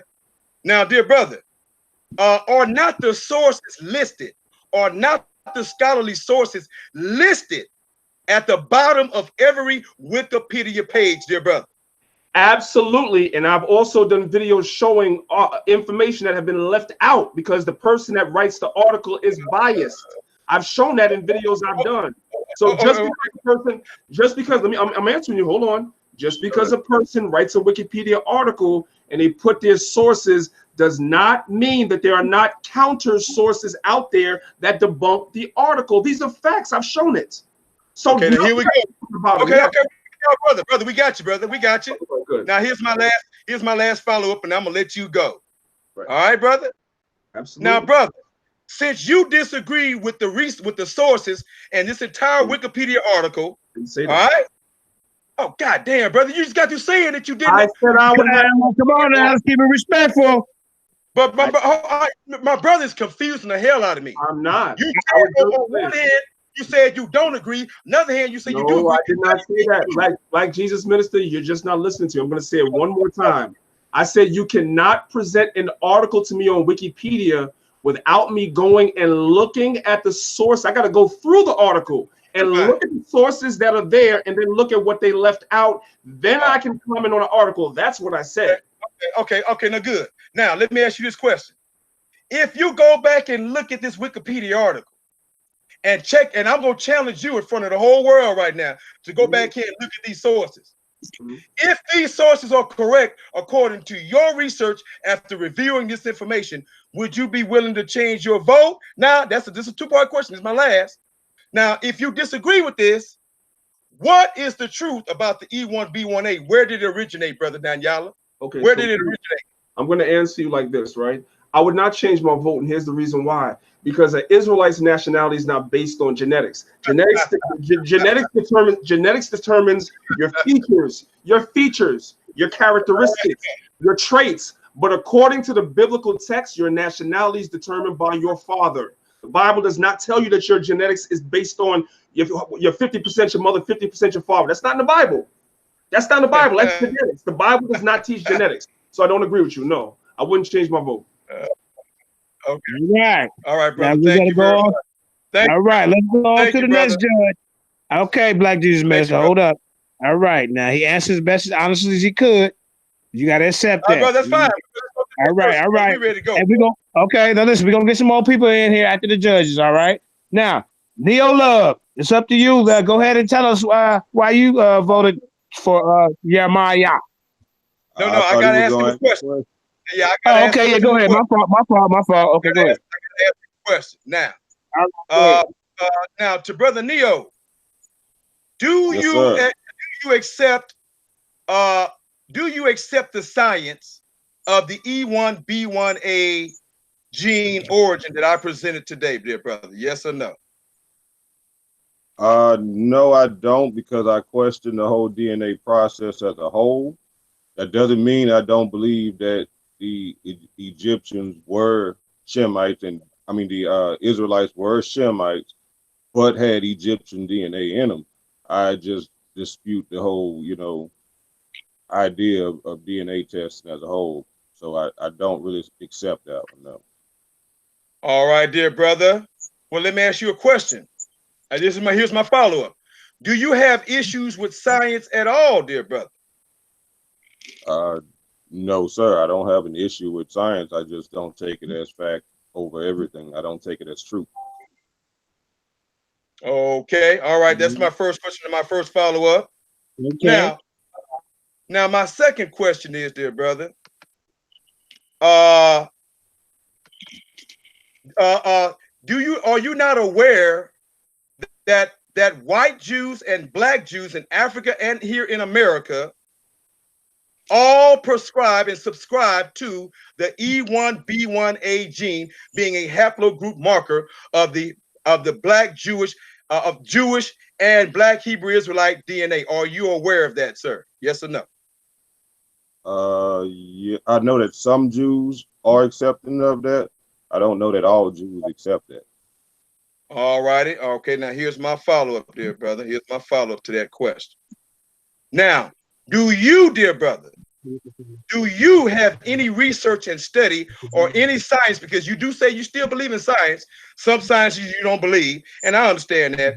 But do you have any research and any science to deny the science presented here tonight that the E1B1A gene originated in Africa, brother? Do you have any, sir? No, I do not. Thank you, brother. All right, my final question and my final follow-up. My final question and my final follow-up. My goodness. Let me pull my picture up. Can y'all see my screen? Yeah. All right, let me pull this up. Come on, come on, come on. Come on, computer. Get there for daddy. Don't freeze on me now. Let me hang this up. That's probably slowing me down. Let me go over here. I got to show this photo real quick. My last question to my brother.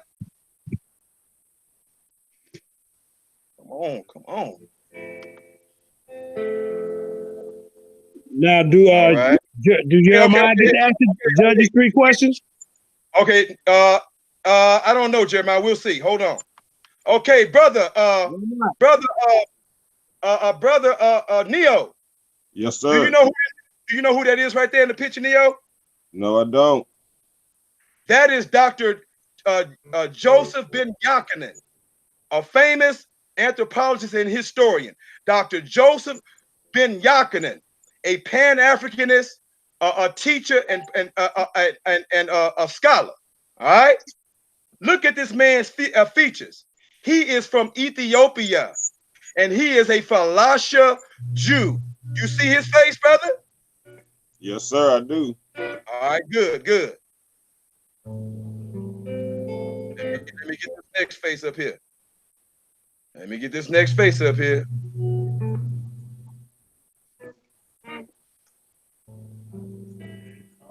Now you see this? You see this? This Hebrew Israelite brother right here. This guy right here is an African. Do you see his face? Yes, I do. All right, thank you. Now, do you see these Bantu Pygmy tribe people? Do you see them, brother? Brown skin. Yes, you see that? Okay, good, good. All right, okay. Now, do you see this? Do you see this American slave with the whips and the whip cord scars on his back? Yes, I do. You see how nappy head and how beautiful his black skin is and how beautiful his nappy hair is, brother. You see that? All right. What are you getting at? Oh, I'm getting there, brother. I'm getting there. Here we go. Just about 2 more pictures. And I'm gonna let you go, brother. And we done. All right. Then Horace want to question the judge why they picked him. No, he don't get no question. He don't get no questions, bro. Oh, why not? He the winner. Why not? No, he won the debate, brother. He don't get no questions. What you talking about? We switching it up a little bit. Can he ask the judge why he thought they voted for him, bro? Oh, so you want to be the debate and control the flow of the debate? Go ahead, BlackJesusMinister. It's your word. Brother, we already agreed to that, brother. We already made the agreement. You didn't. Okay, I'm gonna get that. All right, go ahead, man. Neo, here go the last 2 pictures, Neo. Yep. Now, you see these African slaves on the slave ship, brother? Yes, I do. Yes, I do. All right, last picture. I want to make a comment. My comment was based on that picture. Based on what? Based on that picture you just showed. I got some information to bring to the table too. Let me finish. Which is a black and white. Hold on. God damn. Well, I want to respond to that comment. I mean, I want to respond to that picture. BlackJesusMinister, chill out. You asked me a question. This is part of my response. Go ahead, sir. Go ahead. All right, my response is I went when you first brought this picture out, I went and Googled when photography was invented. Photography wasn't invented until 1839. The slave trade ended 20 years after that. So the pictures that you posted had to be towards the last 20 years of slavery, which doesn't address the color or the phenotype or the look of the slaves that was brought previously to that time. So to show a picture of some people that was brought towards the end of it doesn't say that every slave that was brought over here looked like that. Right. Okay, hold on for a second. I stop for a minute. Okay, now look, brother. Yes, that picture of slaves on the slave ship was at the end of slavery when slavery was abolished. And well, not slavery was abolished, but the shipment of new slaves coming over from Africa, and there were illegal shipments of Africans who kept coming over here after it was illegal in America. So this is a slave ship photo of slaves who came over here illegally. Okay, so yes, you are correct. And again, brother, and to everybody who's listening to this right now, in response to what you said, go back and look at all of the slave photos. Go back and look at the slaves. Only a handful of them are light skin or brown skin as a result of slavery rape. But 80 and 90% of them are very, very dark skinned brothers and sisters who do not look like, and this is my question to you, Neo. Do you see this last picture I'm showing you right here? Yes, I do. Yes, and that's Luda Equiano, who was a slave brought over from West Africa. Do brother YirmeYah, do Jeremiah, and do Daniela, and do brother Trentis Wade is probably the closest brother who look like all of these jet black Africans we saw. Do any of these brothers look like these pure Hebrew African Israelites? Yes or no, brother? Yes and no, they do, but they do look mixed also. Oh, who looks mixed, brother? All of us. Every person you name. Okay. All the people that I just named, who looks like a little Aquino? Who look like him? Everybody I named. No, brother. Hold on. Listen, brother. What did King David look like? Did King David look like that? If King David, hold up, bro. No, hold up. Listen, hold up. Did King David look like that? That's my question. What does he describe as looking like? Right. Come on, man. Stop playing with us. Let's get back on point. Sir Jeremiah. I will answer. Look, you playing games, bro. You lost. Take it as an L. Lord have mercy, brother. I know I lost, brother. Now shut your goddamn mouth and let me ask my judge's question. You asking a dumbass question. What did King David look like? Hold up. I mean, your question is over, man. You didn't ask more questions. Hold on for a second, man. I'm tell me, shut my damn. Hey, bro, don't be disrespectful to the damn. Hey, the host of the show. Hold on for a second. Okay. Now, brother, I'm finished, brother. I'm just about finished. And Jeremiah's not going to interrupt me asking these judges my 3 questions. Nor will you do that, YirmeYah. You won, brother. Be quiet. Goddamn, you ain't got nothing. What else is there to say? Let me finish my question. Okay? Now, brother Neo, can you hear me, brother? Yes, I can. Thank you very much, brother. So, brother Neo, out of the brothers that I just mentioned, and since Jeremiah injected himself in this conversation, okay? And I said to everybody, go back and look at the slave photos of slaves. Go look at them. Scary niggas, lying niggas, okay? And the majority of Black Africans who came from the West Coast were very dark skinned, God kinky, cosmic hair people. These are your foremothers and forefathers. So my question to you to wrap this up so we can goddamn go, sir. Does Jeremiah Judah, does YirmeYah, does Daniela, does even Trentis Wade, who's the closest one that looked like them, do these brothers look like Luda Equiano and these other jet black Africans, brother? Yes or no? Yes. Okay, brother. Thank you for that dishonest answer, and I have made my point. Appreciate you, brother Neo. Appreciate you, brother Dan Yala, and appreciate you, brother Trentus Wade. To my Hebrew brothers, I love y'all to death, brother. And I'll be praying for y'all in the meantime, because as long as we keep continuing to reject science, the white man is going to always have his foot on our neck and on our head. And shame on you, brothers. You don't want to ask me a question, Black Jesus? There's no. Oh, who's that talking? Ewan. Who? Ewan.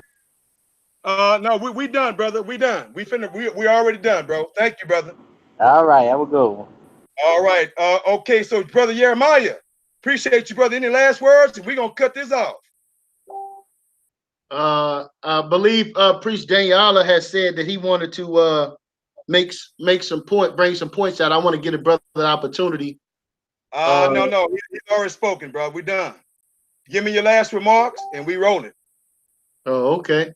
Well, all praise and glory to the Abanawa Yahweh Shema Mashiach Yahushua. As you all can see, truth reigns supreme, right? And we're gonna stand with the Bible at the end of the day. All right. And you know, stay strong, stay prayed up. We got hard and dark days ahead of us.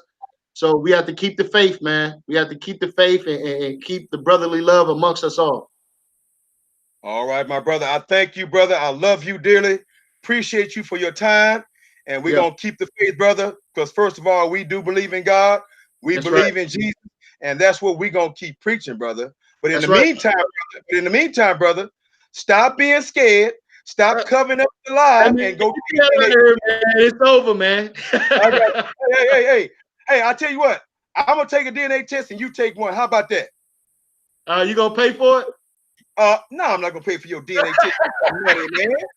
Pay only $55, man. Pay for your own DNA test, bro. I don't believe in a DNA test. I feel people proving that DNA tests don't work, bro. I don't believe in it.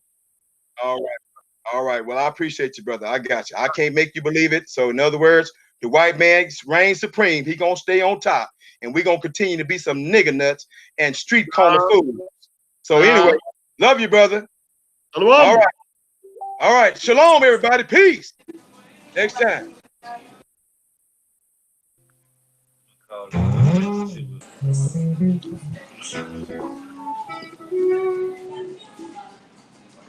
Yo, Neo.